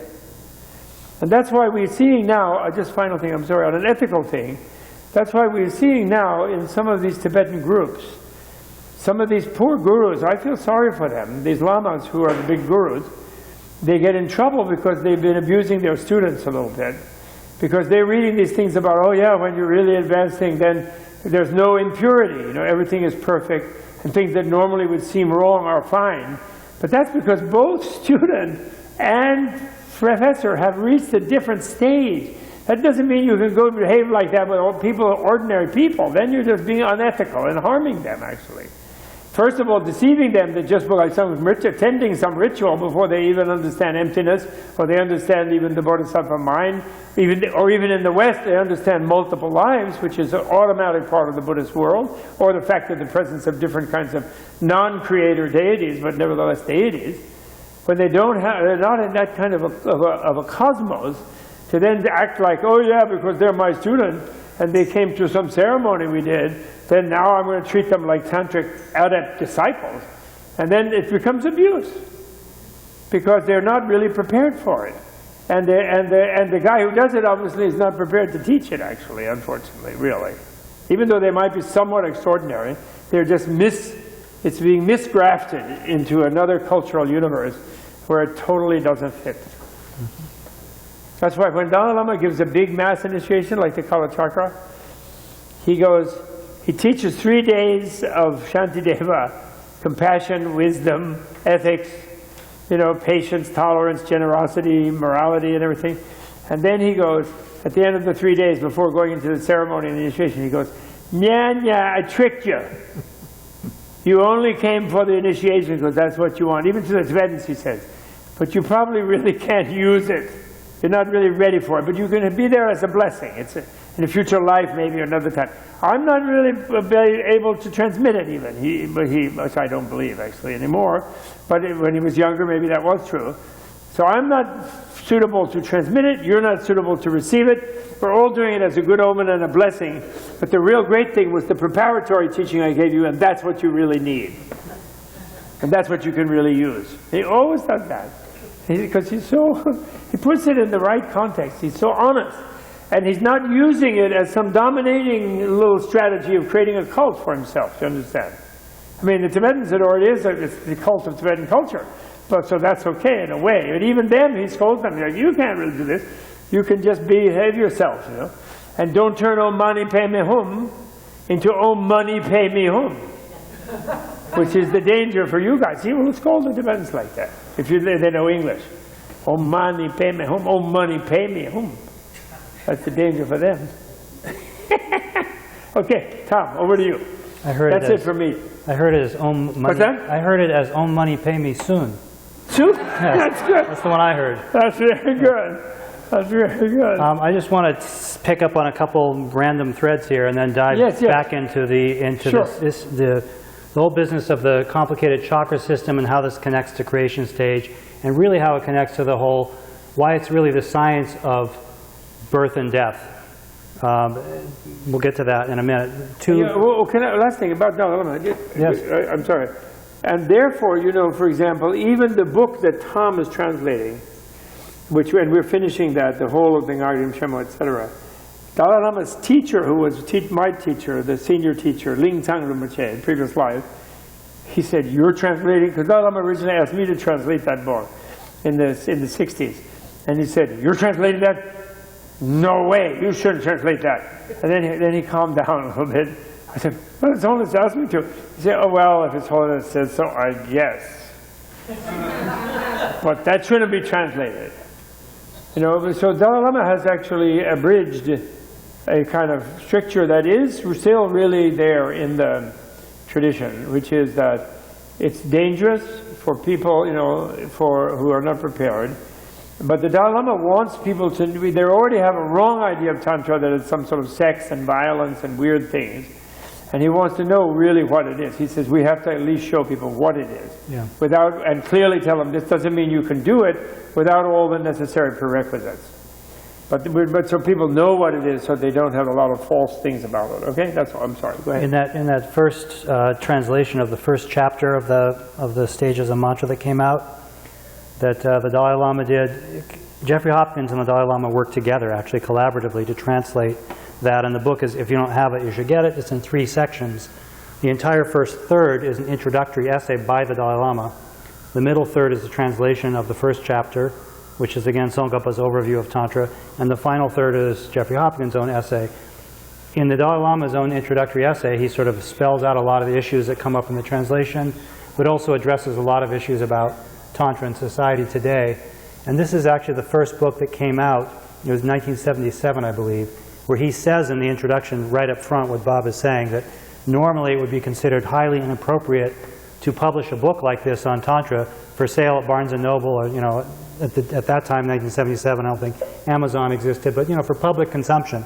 And he spells it out in his own introductory essay there that at that time, 1977, in the West, there was already so much tantric literature that was out there that had been published that had been completely either mistranslated or misrepresented and had all kinds of crazy ideas. Right. That it was almost more of a karmic faux pas to not put out an authoritative treatise on what Tantra is. So it's actually a corrective. So in another time and place when Tantra was much more secret or private, maybe you could not do that. But at this point, it was sort of things had flipped. So, and many translators have been following that lead ever since then, feeling that there's sort of a, if it's done responsibly and done ethically and done with the right motivation and with an attempt to do it as accurately as possible, then among those who have the language skills and have the, you know, some experiential background, it's actually incumbent to put out authoritative translations like this. Hopefully, you know, really deferring to the tradition, consulting with lamas and geshes and so forth to make sure one's understanding is as good as it can be. So hence, that's why we're continuing to translate and publish the tantric sections of the Tengyur ourselves as well. The two things, there are two or three things I wanted to pick up on, really just random little points. One was the idea that a Pure Land, I've been very inspired by rereading the Vimla Kirti Sutra. You haven't discussed that in this, have you, this time around? A little, not little much, bit. but that's, yeah. Vimla Kirti Sutra, Bob's translation is absolutely magnificent. That's an exoteric sutra, one of the oldest ones, you know, 2,000 years ago. Read that sutra, and it really is what some people call proto-tantric. You could almost say it is tantric. It's a sutra in which they're really playing with the idea of how do you see this world. And if there's an opening scene in which Shariputra sees this world, Shariputra being the fall guy, he's the example of a Hinayana Buddhist, who sees this world as just totally sucks, this is samsara, it's totally gross, it's horrible, and he wants to renounce it and get away from it. And he thinks that's what nirvana is about. And in this more non-dualistic picture that's being painted in this Mahayana Sutra, the Vimlakirti Sutra, the Vimlakirti and the Buddha and others are having these conversations about what a Buddha field is. A Buddha field is the field that it's essentially the reality that Buddha inhabits.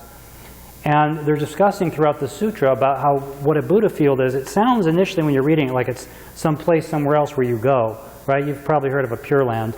The idea that there's a Buddha field or a Buddha land is somewhere else that you can be reborn in, where everything's perfect.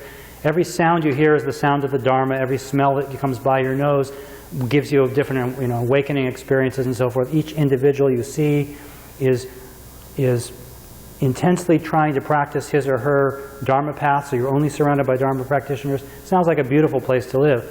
But what's happening in this sutra, it becomes pretty clear, is that it's not just off somewhere else, it's here and now. The Buddha field is something that, and this is spelled out quite explicitly, it has to do with the state of the mind. It has to do with how you construct things or put things together.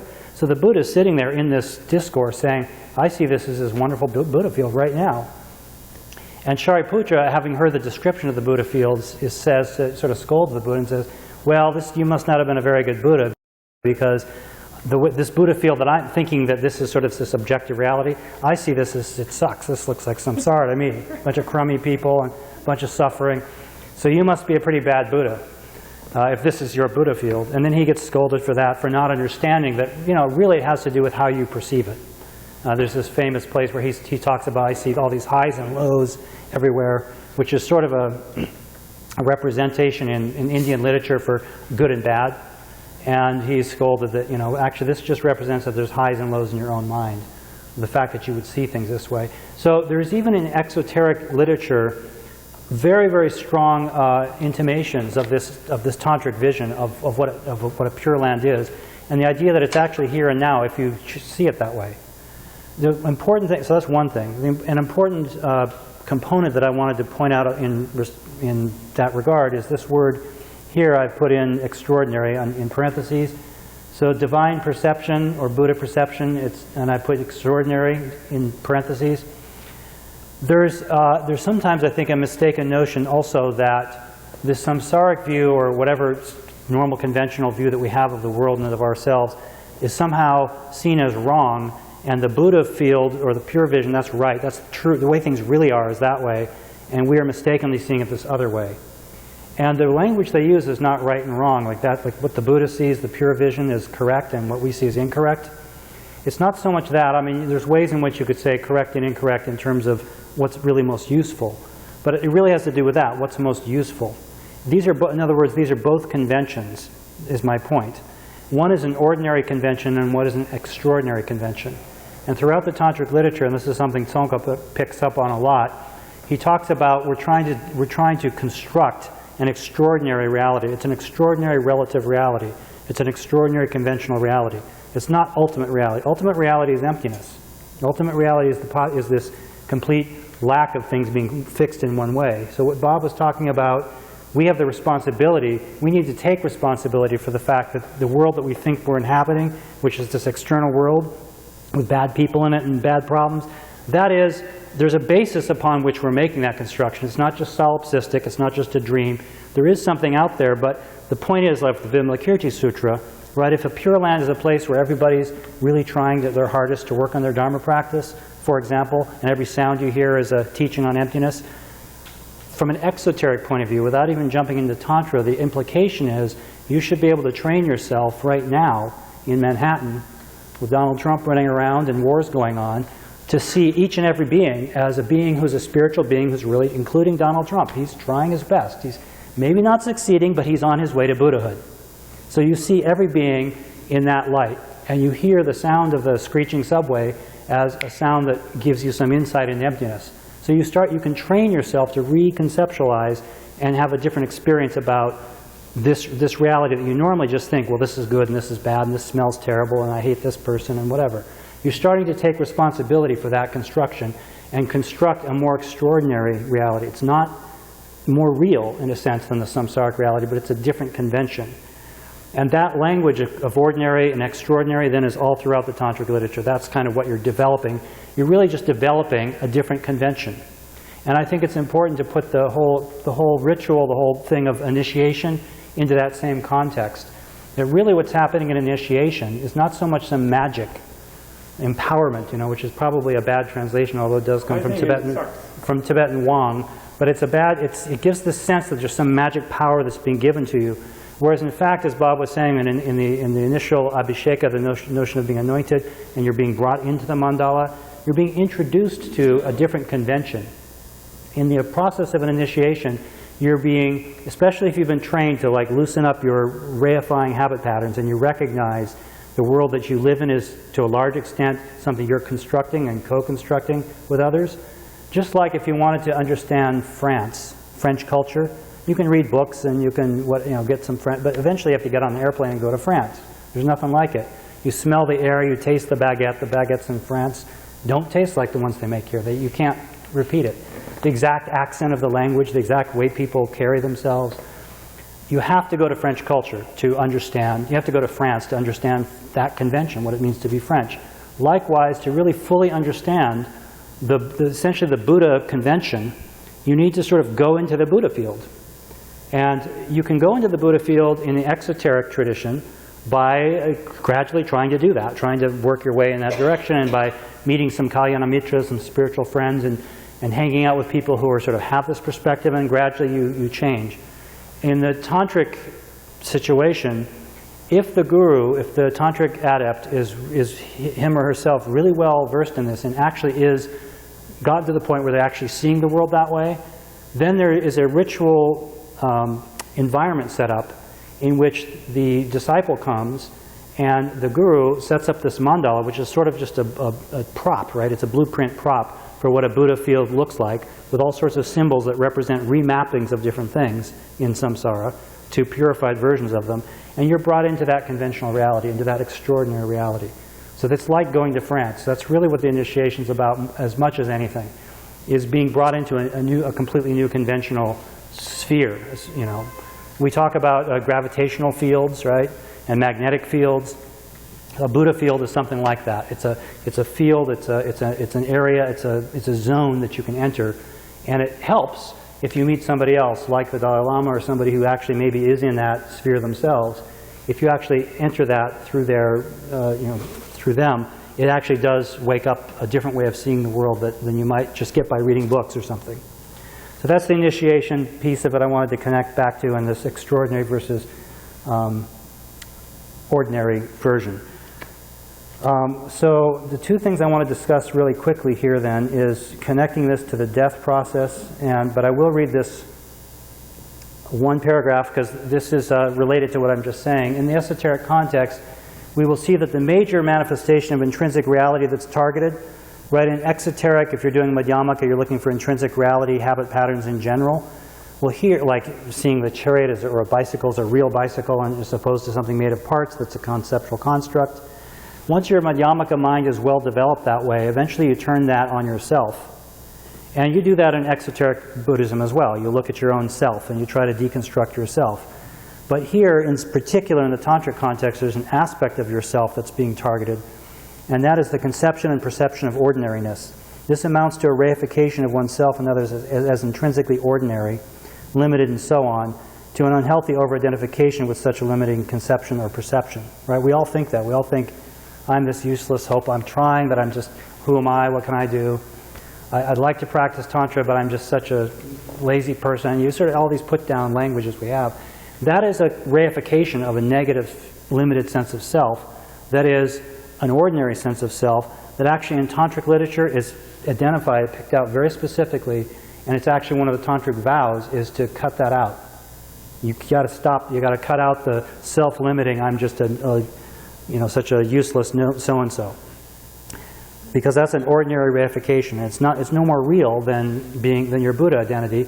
Although it's more real because you invested more in it. It's more real for you provisionally, but it's not more intrinsically real. The possibility of you being an awakened, loving, peaceful, wise, patient, etc. person to level 10, to the Buddha level, is totally possible. It's something, it's within, there's that continuity, right? The Tantric idea of continuity. It's within the realm of continuity of what you could be.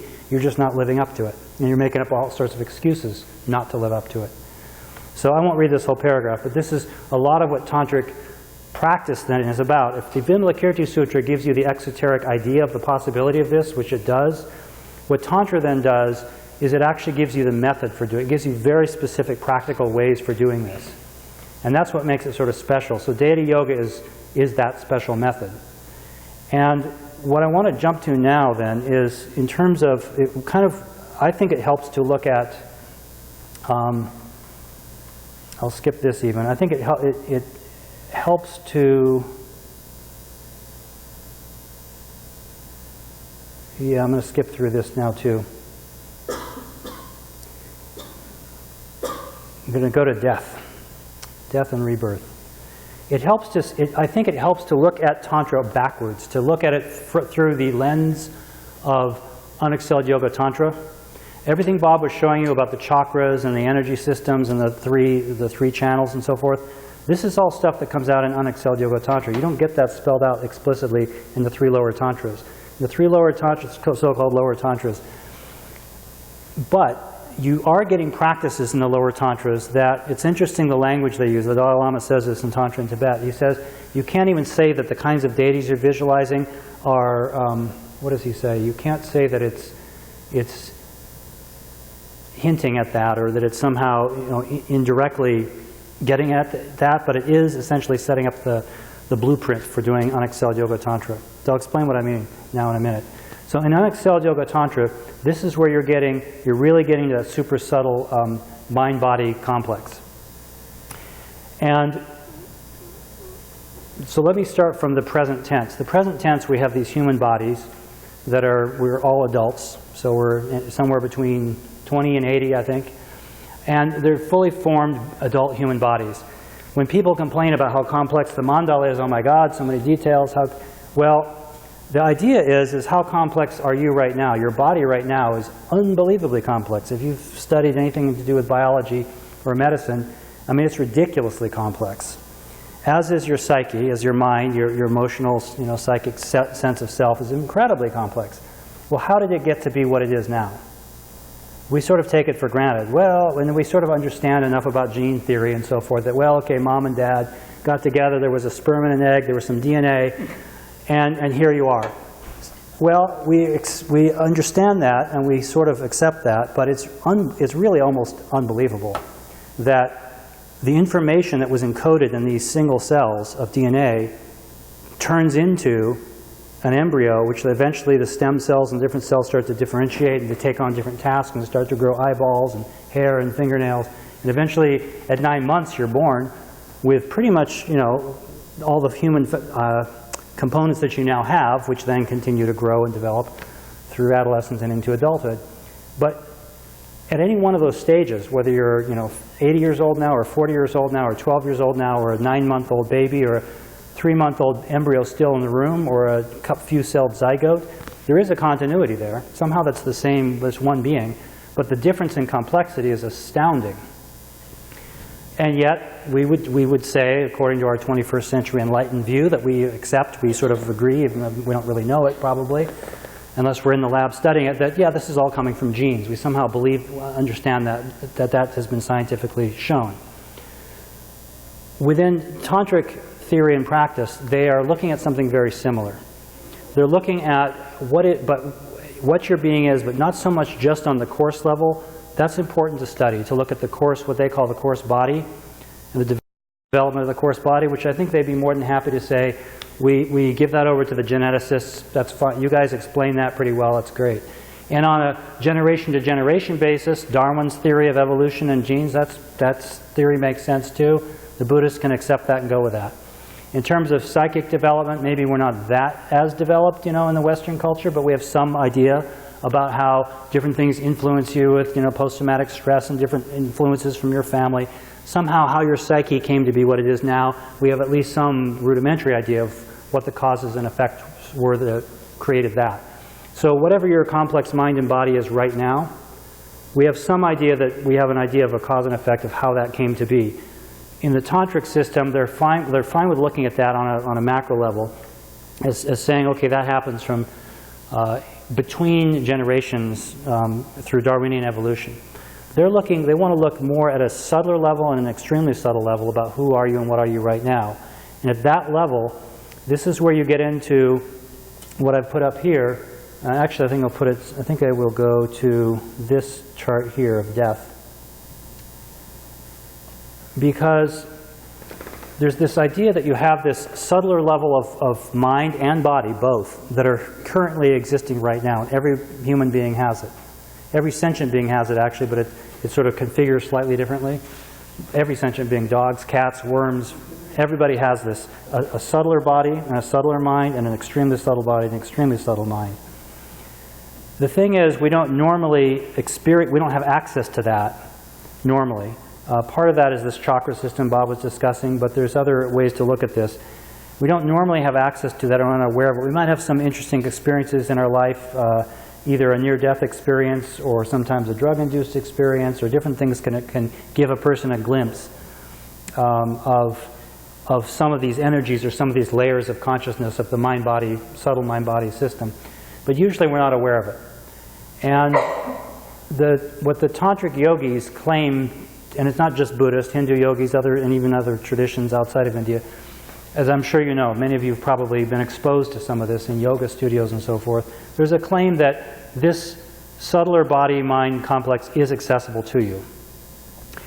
What is also stated within sort of the broader picture of Buddhist theory and practice is that when you die, a specific series of events occurs. You then leave this body, you then go into this sort of strange in-between state, this bardo state, after which you come back out in a reversed order and are reborn in a new life. That's kind of generic Buddhist theory that's stated within exoteric Buddhism, within Pali-Buddhism. But exactly the mechanics, essentially the equivalent of a DNA sort of theory, that's not spelled out. What is taught is that there's this theory of karma, right? There's ethical actions, there's actions you do with your body, speech, and mind. And they're not just blind actions, they're actions that you do with your body, speech, and mind that are motivated by certain motivations and certain understandings or misunderstandings. And the combination of you doing an act with body, speech, or mind with a certain understanding or misunderstanding or motivation, that creates a sort of an energy. It's like, they sometimes talk about it's like planting a seed. So karma is something like a theory, it's like a genetic theory, that you have all these karmic seeds that you've planted, or I prefer to look at them as almost like energy trajectories, all of which, like when you shoot an arrow up, it eventually comes down, all of which have, or equal and opposite reactions in physics. Every action you do will at some point have an equal and opposite reaction in your continuum, in your mind-body continuum. It gets quite complicated. That's the general Buddhist theory, and they say that, and this happens over multiple lifetimes. Karma almost never comes to fruition within the same lifetime. So you're setting up all these causes within a given lifetime, which have various fruitions in future lifetimes. And somehow you die and are reborn, and this is what samsara is dying and reborn and being sort of recreating all of these embodiments, mind-body embodiments, without really having much control over it. So that's general Buddhist theory. What's fascinating about the tantric literature is the claim is that you can, in this lifetime, learn to really essentially die. You can actually learn to go through the various stages of dissolution that you would go through in death, but you can do so in a meditative state by essentially shutting off various external, more coarse level systems of body, shutting those down so that what happens is the subtler ones start to come to light. This happens naturally when you go to sleep at night and you go into a dream. It's actually very similar to dying and being reborn in the bardo. You go to sleep, you hit some sort of deep sleep state, and you come back up and you're in a dream body, right? And a lot of tantric theory and practice actually has to do with precisely harnessing that and learning to lucidly dream, to dream and to be aware of what's happening in this process. So what I've put up here, what I want to just discuss briefly, and then we'll see how this segues into the discussion of chakras and so forth. What they say, what the claim is that when you die, when you actually physically start to die, if you don't die suddenly like in a car crash or with a bullet, but if you die kind of naturally on a bed, slowly, pretty much everybody will go through these 8 stages. You'll notice gross, subtle, and extremely subtle. On the gross stage, they talk about a dissolution of earth element to water element, also the eye sense to the ear sense to the matter sensation system. And when they talk about dissolving, again, this is pretty clear within the literature. What they mean is because you're dying, the power of your body to maintain its ability to see, for example, generally speaking, not for everybody, but in general, is the first thing you lose. So as you're actually dying, your investment into your sense of sight goes away. And when that happens, if you look at number 2, you have ear, you have sound, right? What that means is you're less aware, you're now not aware of sight, and so what your next most powerful sense, which is the sense of hearing, comes to the fore. You're much more invested in and identified with sounds that you're hearing on your deathbed. So this can be, yes? This is great. I can't control myself anymore. My daughter is in this play. Yes. And I'm just going to leave a little early. Ah. You're just fine. Okay. And just forgive me. It's the opening night. Oh dear. And I'm the only member of the family who's not there if I want to introduce this. And I will leave you in Tom's very capable hands. And I'm going to slip out a little early, and I'll see you next week. Okay. Very good. Is that okay? Thank you. Thank you, Tom. Enjoy the play. So I'm going to die out of here. Okay. I'm going to our next life over at the Hudson Theater.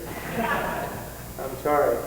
I'll try to get through this quickly, too, since we're down to 15 minutes. I'm a victim dad. Oh, good. And I can't stay away any longer. I understand. So I'm going to go in the middle of the second act. Enjoy. Take it easy. Carry on.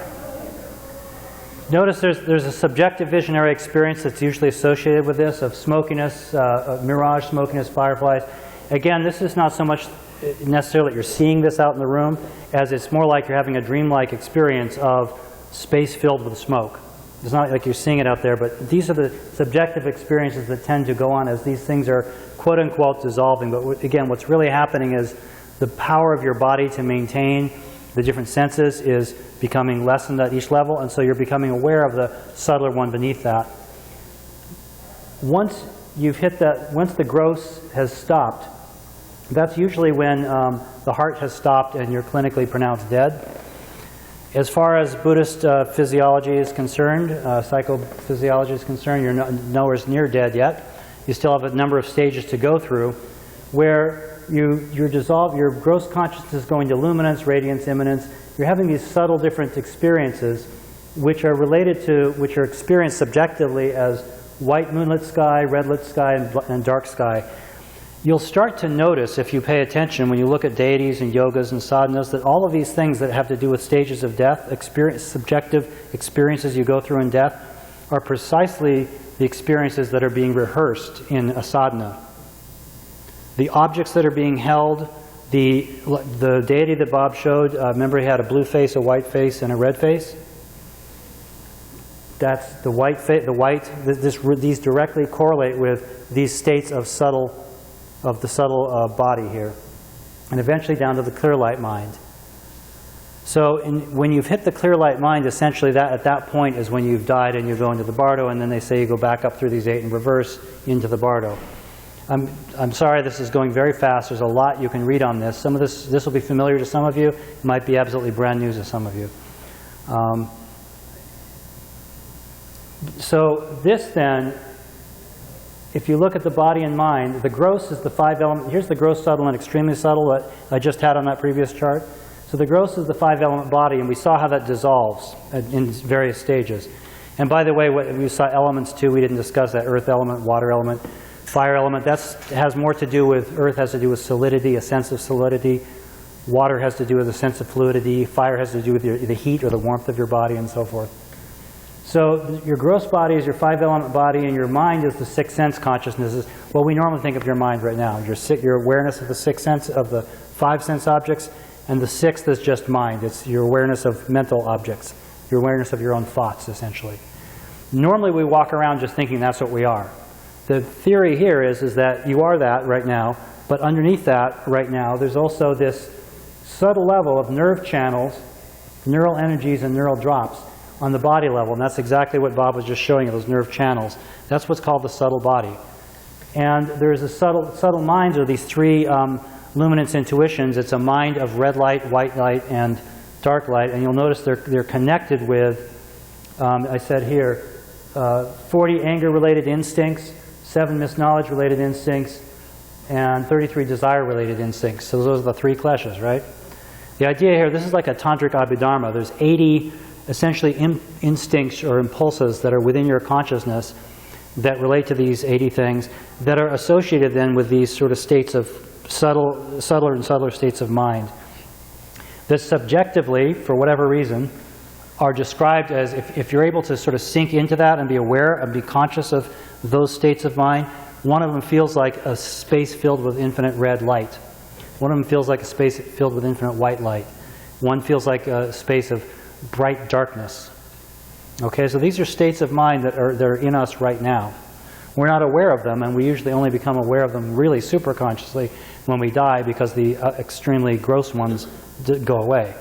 In meditation, even without tantric meditation, you can learn to diminish your investment in your senses, essentially shut off your senses, and as you start to learn to shut off your senses more and more, these subtler states of mind and body start to become more evident or more aware. All right, so that's the subtle level, and then the extremely subtle level is the energy wind. The body, your subtle body is like this very subtle energy wind, and the subtle mind is what you've probably heard of, this mind of clear light. So the idea is you have these multiple stages of gross, subtle, and extremely subtle body-mind in your continuum right now, and that's who you actually are. And in a sense, the body that we're discussing on the gross level, when we talk about Tantra as being a continuum, these are all continuums, both vertically and horizontally. They're continuums in the sense that the coarser ones are reflections of or manifestations of the subtler ones. So what this translates into, for example, the way it sort of correlates with ethics and with this sort of Buddhist idea of genetic theory, is that if you have a habit pattern of being super nasty in a certain specific way, you have a certain narcissistic complex, or you get angry in a certain way, that is a psychological, we normally just think of that as a psychological problem, right? In this theory, it is a psychological problem. It's a klesha, it's an addiction, it's something you're doing, a bad mental habit. But it's also encoded in a physical something. It's encoded in your physical energy system. So this whole idea that you have these chakras and you have these different knots and so forth, the knots and the whole way in which your energy system is configured correlates to the way in which who you are in terms of these 80 instincts, for example. And so what you have here is you have these, they're both reflections of each other. And where tantric theory and practice comes in is it notices, it kind of takes notice of that connection and says, well, let's figure out if we can first of all, learn how to notice it, learn how to see it and experience it. And second of all, try to get a handle on it and change it somehow. Normally, if you have an anger problem, you go to anger management therapy. Maybe if you're a Buddhist, you try to learn to breathe and so forth. And if you learn to breathe and calm down, it'll probably suppress your problem with anger. But it's not really getting down to a deep level. It's not really getting to the root level. To get to the root level, you really have to get to the notion of a sense of separate self and deal with that. Deal with the emptiness kind of idea. But there's another way, or there's an augment way that you can do that, which is to find out the ways in which your anger is actually somehow on a subtler level encoded in your body, in your energy system. And if you can, to the extent to which you lessen your anger through whatever means, that little knot of anger that's encoded in your body will actually loosen. But conversely, if you learn to loosen that knot, the anger that is being held by that loosens. The idea is these work both ways. And so a lot of tantric theory and practice has to do with that, with learning how to manipulate this subtler and extremely subtle levels of the body-mind. And at this level, it's really kind of body-mind. You can't separate body and mind as two things. They're kind of one thing. So, yeah, so this is that. So if I bring up this last chart then,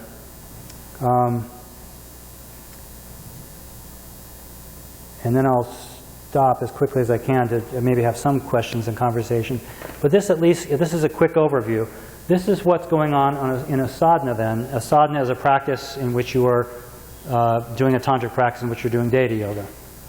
When you're doing deity yoga, what you'll notice is that every single stage, particularly if you look at a full-blown, if you've ever done a simple practice where you sort of dissolve yourself into emptiness and then re-arise as Chenrezig, Bodhisattva of compassion with 4 arms, that's a very simplified, it's kind of the kindergarten, it's the starter version.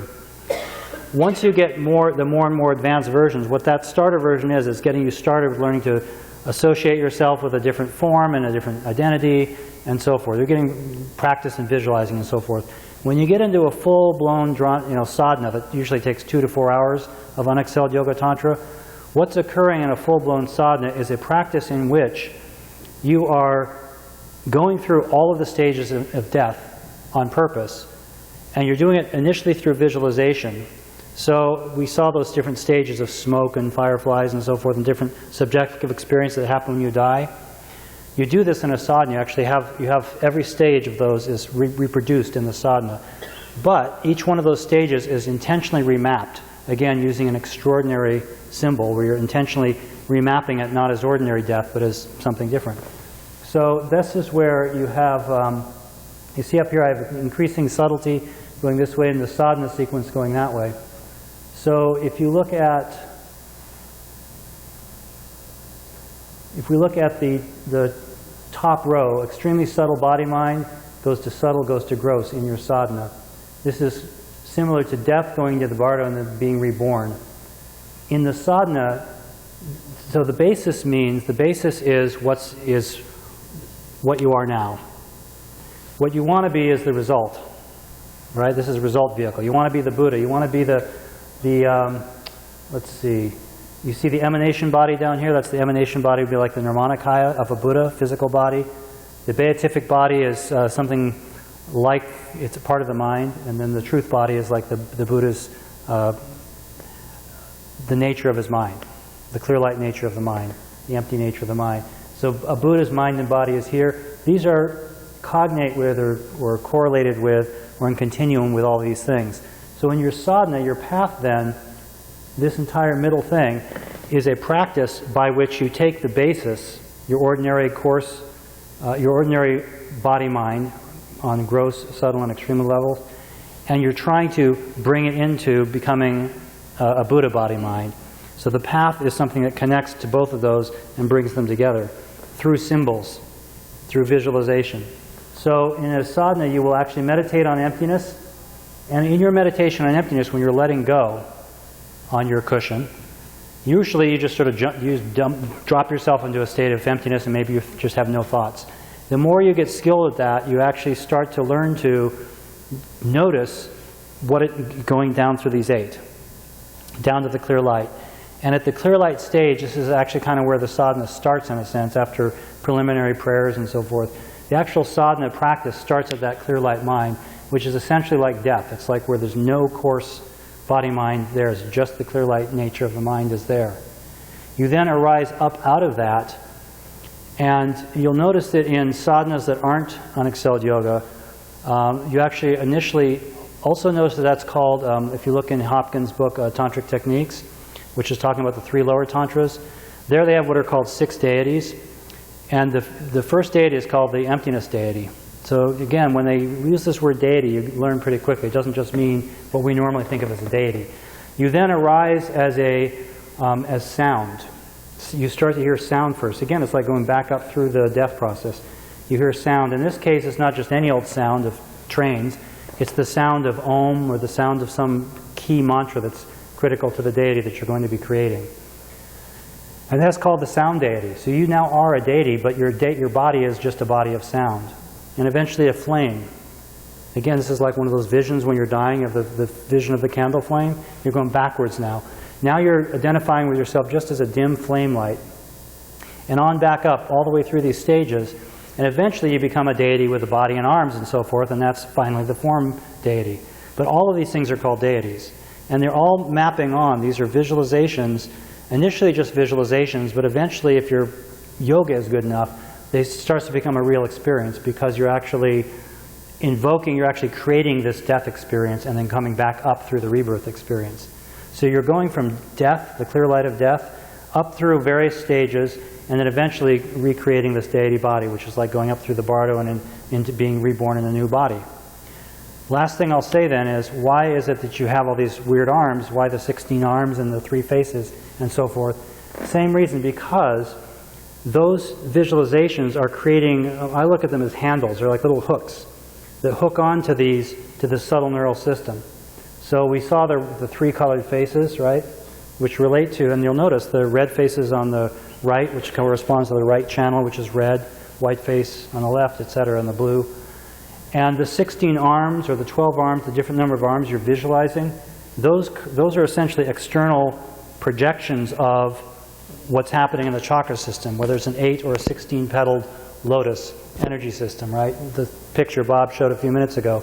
So the chakra system that's in your subtle body, not the extremely subtle, but the middle level, that system of channels and chakras with the 16 energy things coming out, that is externalized as 16 arms.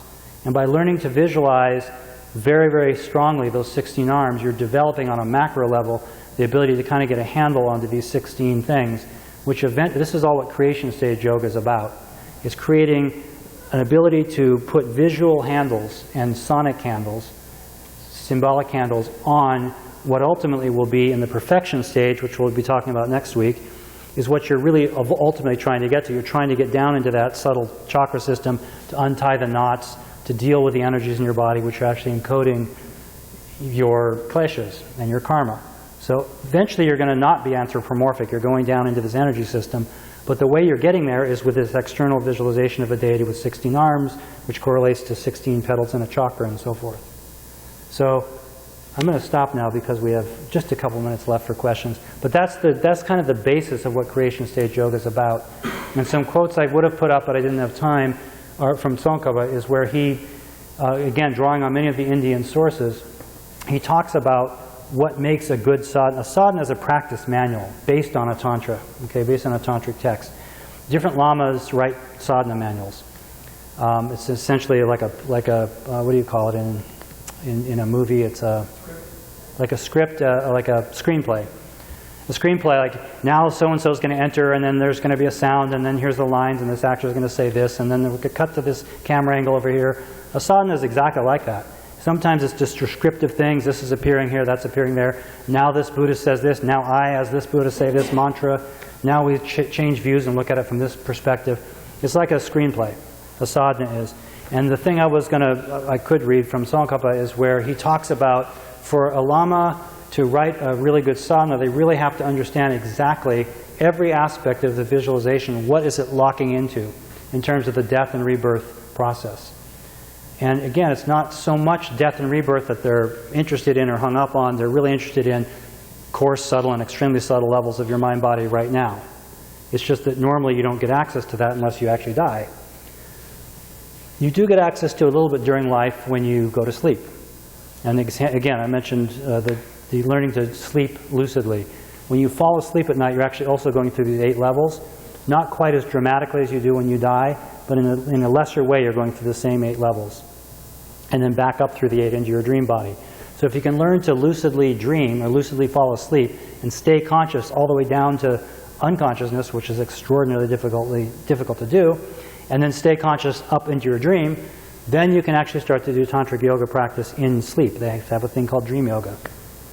There's other times it happens, sneeze. I don't know, when you sneeze apparently, you go through the 8.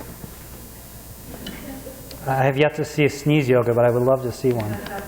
That's also why, you know, the sexual aspect of Tantra that's brought in so much and is so confusing, that has to do with that as well, because the experience of orgasm is one of the few experiences in life when you likewise go through, right, the French call it le petit mort, little death.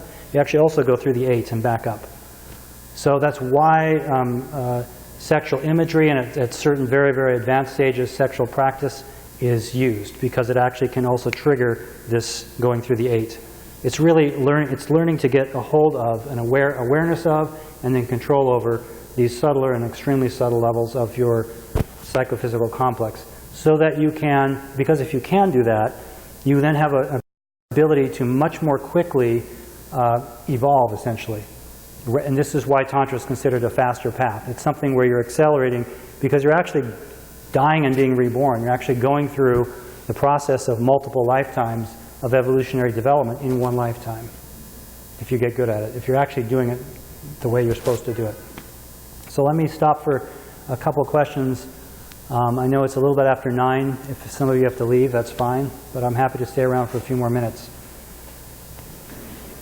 Yes? Yes, this is a lot of information. Thank you I know, very much. a whole lot. When talking about the 8 dissolutions, The 8 dissolutions, yes?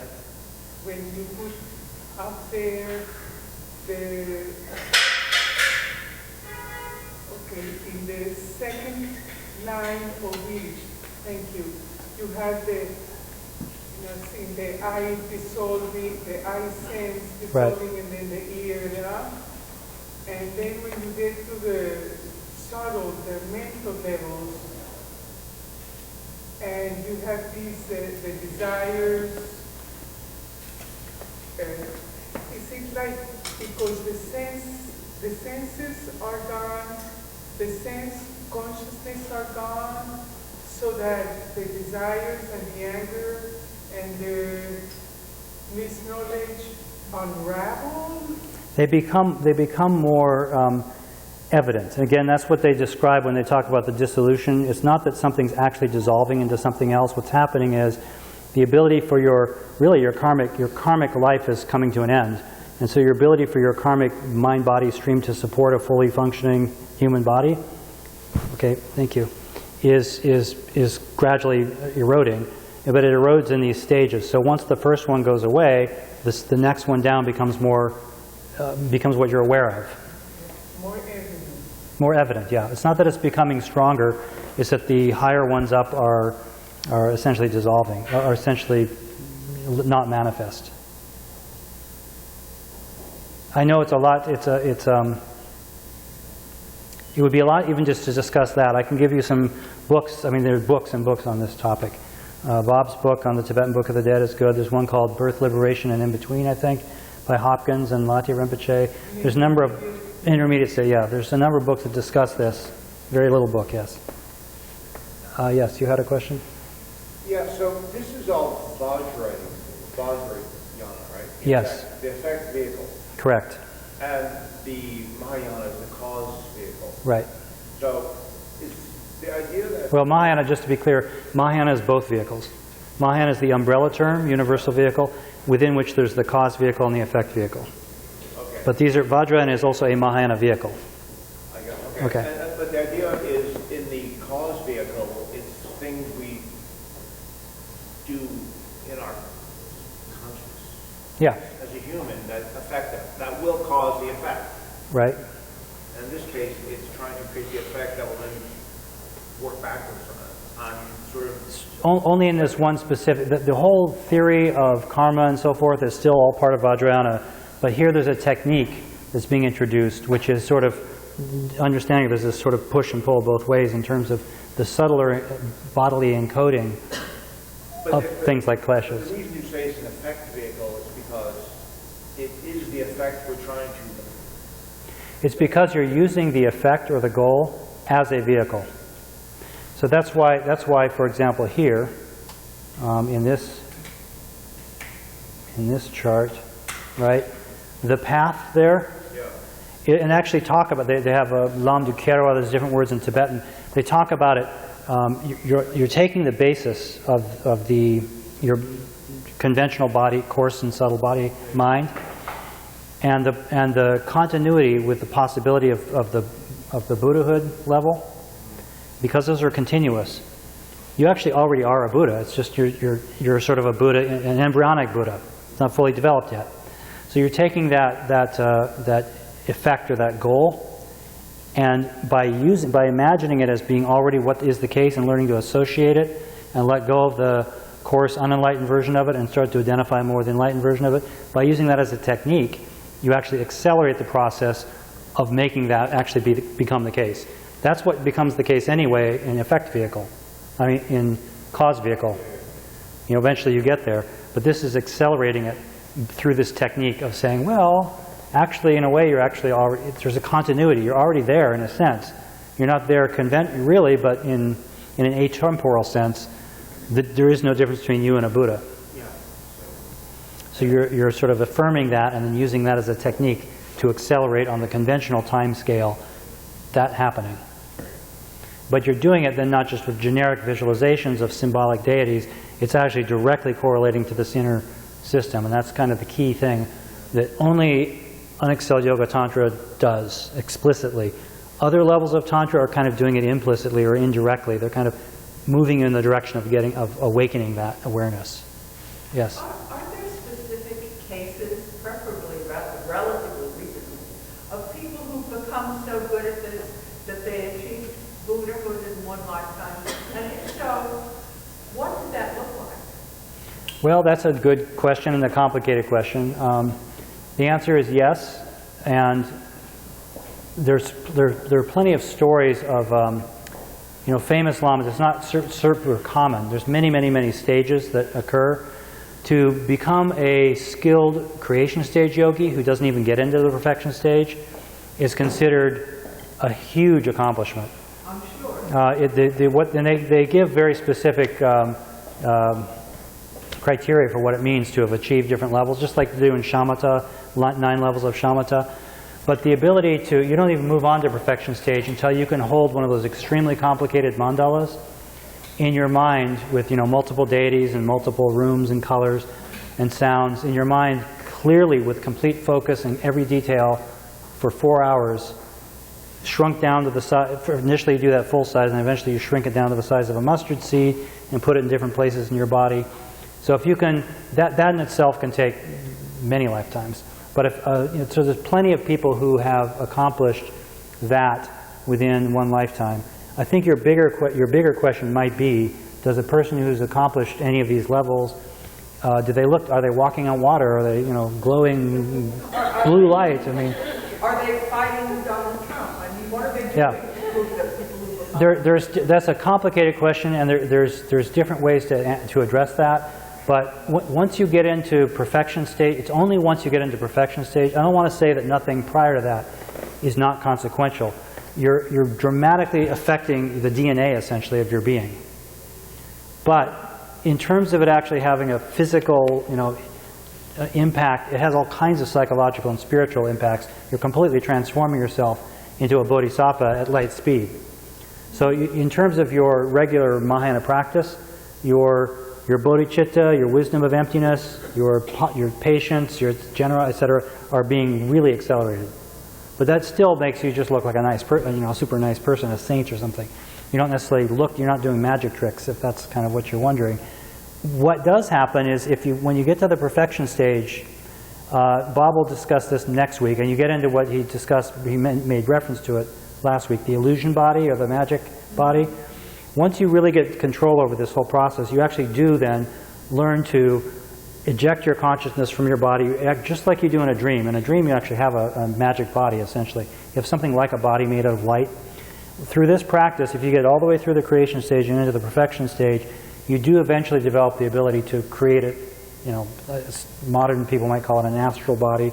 It's actually a body made of energy that has a specific form and a specific shape, but it is an actual body. And it's an actual body in the sense that it can actually go places and do things.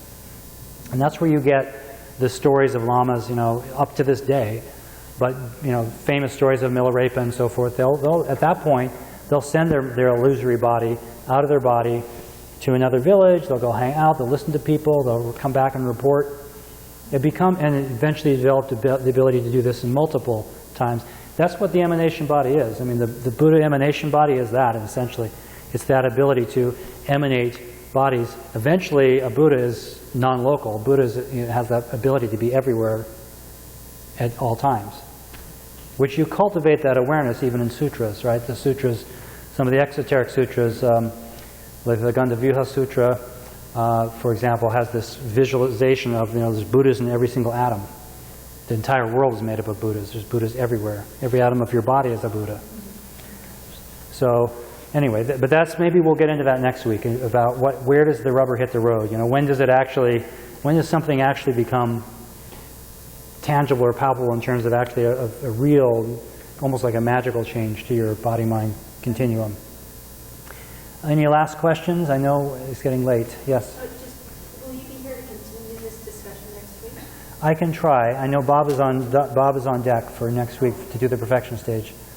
And if I can make it, I will certainly, I will do so. All right, well, yes, one last question then.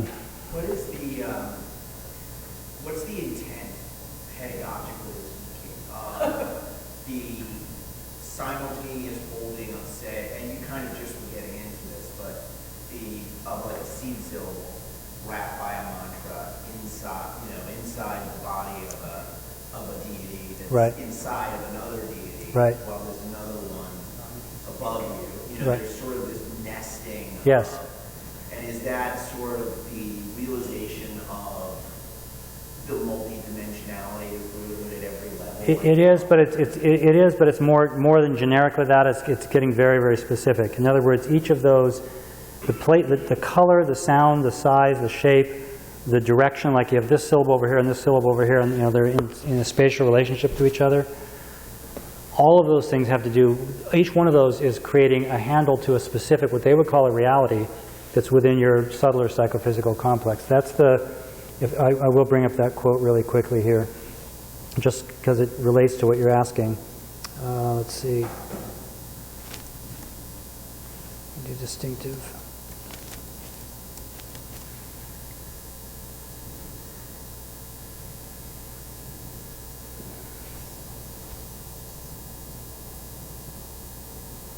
Yeah, this is from Tsongkhapa. In general, the creation stage is necessary, not just because, again, there's a whole section in his book where he's talking to his fellow Tibetans who are really interested in this perfection stage stuff. That seems like the really cool stuff. And all the visualization stuff seems like, oh, God, that's what Bob was alluding to as well. Those who want to jump into perfection stage, which is called Dzogchen Rim, which may or may not be related to Dzogchen and Mahamudra. So there's sort of more of a non-conceptual, non-anthropomorphic versions of meditative experience.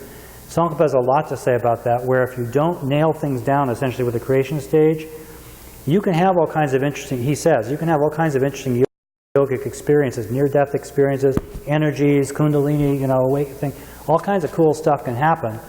But it's kind of out of control. You're not really doing it systematically, and you're not necessarily cultivating the kinds of experiences that will necessarily be liberative. that'll be conducive towards liberation. They can be conducive to all sorts of not good stuff, actually. That's a whole other concept. But just because something's a far-out experience doesn't mean it's spiritually meaningful, right? So he's addressing that in this section of the book. In general, the creation stage is necessary not just because through the visualization of oneself as a deity, there's a transformation into a distinctive pride and perception. If that were the case, then even the lower classes of Tantra would have the complete essentials of the creation stage, right? Based on what we discussed. And since the visualization of just one deity would be sufficient, meditation on the whole complicated mandala would be pointless. Therefore, the unique necessity of the creation stage is due to the fact that through it alone, by meditating the complete set of the habitat and inhabitant mandalas, a habitat is the outer world, the inhabitant of the different deities, that purify respectively the ordinary vessel and contents. Ordinary vessel is the external world that we, right? So you're purifying that. And contents is essentially the minds or the subjective beings within it. You're purifying those two things with the mandala and with the deities. You're hooking onto those specifically and you're purifying those that are the bases of purification, like we've just been discussing. Which complete set is the import of Tantra as elucidated by the great scholar adepts. One then correlates the many distinctive realities of the bases of purification and the means of purification, and thereby one thoroughly develops the roots of virtue, which later produce the superlative realizations of the perfection stage. Now, I go on and talk about that at some length, but this phrase, and then he goes on and just talks about it further, but this phrase here correlates the many distinctive relativities of the bases of purification and the means of purification. Can you see what I highlighted there? Maybe not. Yeah. Okay, that phrase is like key. That's the key to the whole thing. So a specific, and actually there's another thing later on. Let me find the other phrase. Where the other quote. Yeah. Regarding deity creation yoga, although all classes of Tantra are similar insofar as they include the creation of a deity body from methods such as letters and hand symbols, moon, etc., still from the perspective of those methods, the ability to set up, here's that same phrase, distinctive relative circumstances, distinctive relativities, that ripen one's continuum for the development of the yogas of the psychic heat and the drop, that's perfection stage yoga, which are the signified meanings of all those things, the letters, hand symbols, moons, etc. So all those moons and symbols and letters that you're visualizing in the creation stage are symbols that are essentially giving you a handle, a coarse handle on, eventually, which will be the subtle energies, the drops, and so forth in the subtle nervous system. So that ability does not exist in tantras which are not unexcelled. And let me just see if the other quote I'm looking for is right here. Because he has this wonderful quote, it may not be here, he has this wonderful quote then where he says what I said earlier, which is, he's quoting, I think it's Shantipa here, that a lama has to understand, somebody's going to write a sadhana has to understand the exact, like what's happening when you, it's not just what's happening when you die, it's what's happening, what is the relationship between your various coarse and subtle levels of your body-mind complex? What is that relationship? And how do you, like a skilled surgeon, how do you get down deeper and deeper and deeper into that in ways that you can effectively get a hold of it and do things with it, right? So somebody's writing a sadhana has to understand exactly all those different levels and what comes in what order and what happens if you push this. Again, it's like being a skilled surgeon. And you have to know in an emergency if this happens and you got to close this off. You have to kind of understand the whole mechanics of it.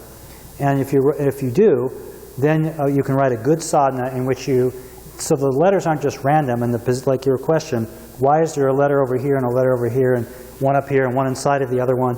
It's all because it's correlating to at different stages what's happening in your subtle psychic body-mind system if you're dissolving this or going down deeper into that and so forth. And it changes at different levels of practice, to different levels of skill, different levels of development.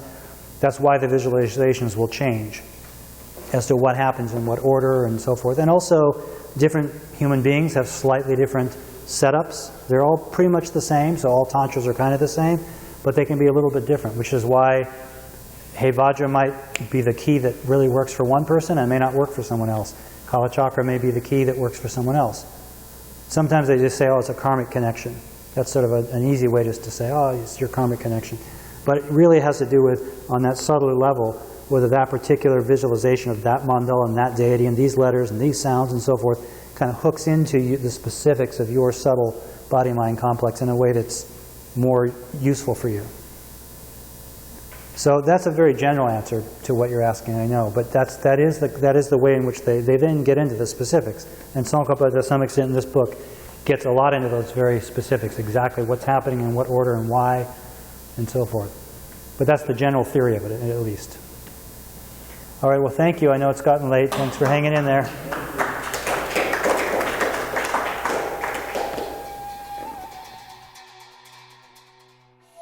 This video was brought to you in part through the generous support of the Tibet House US membership community and viewers like you. To learn more about the benefits of Tibet House membership, please visit tibethouse.us. Thanks for watching. Tashi Delek.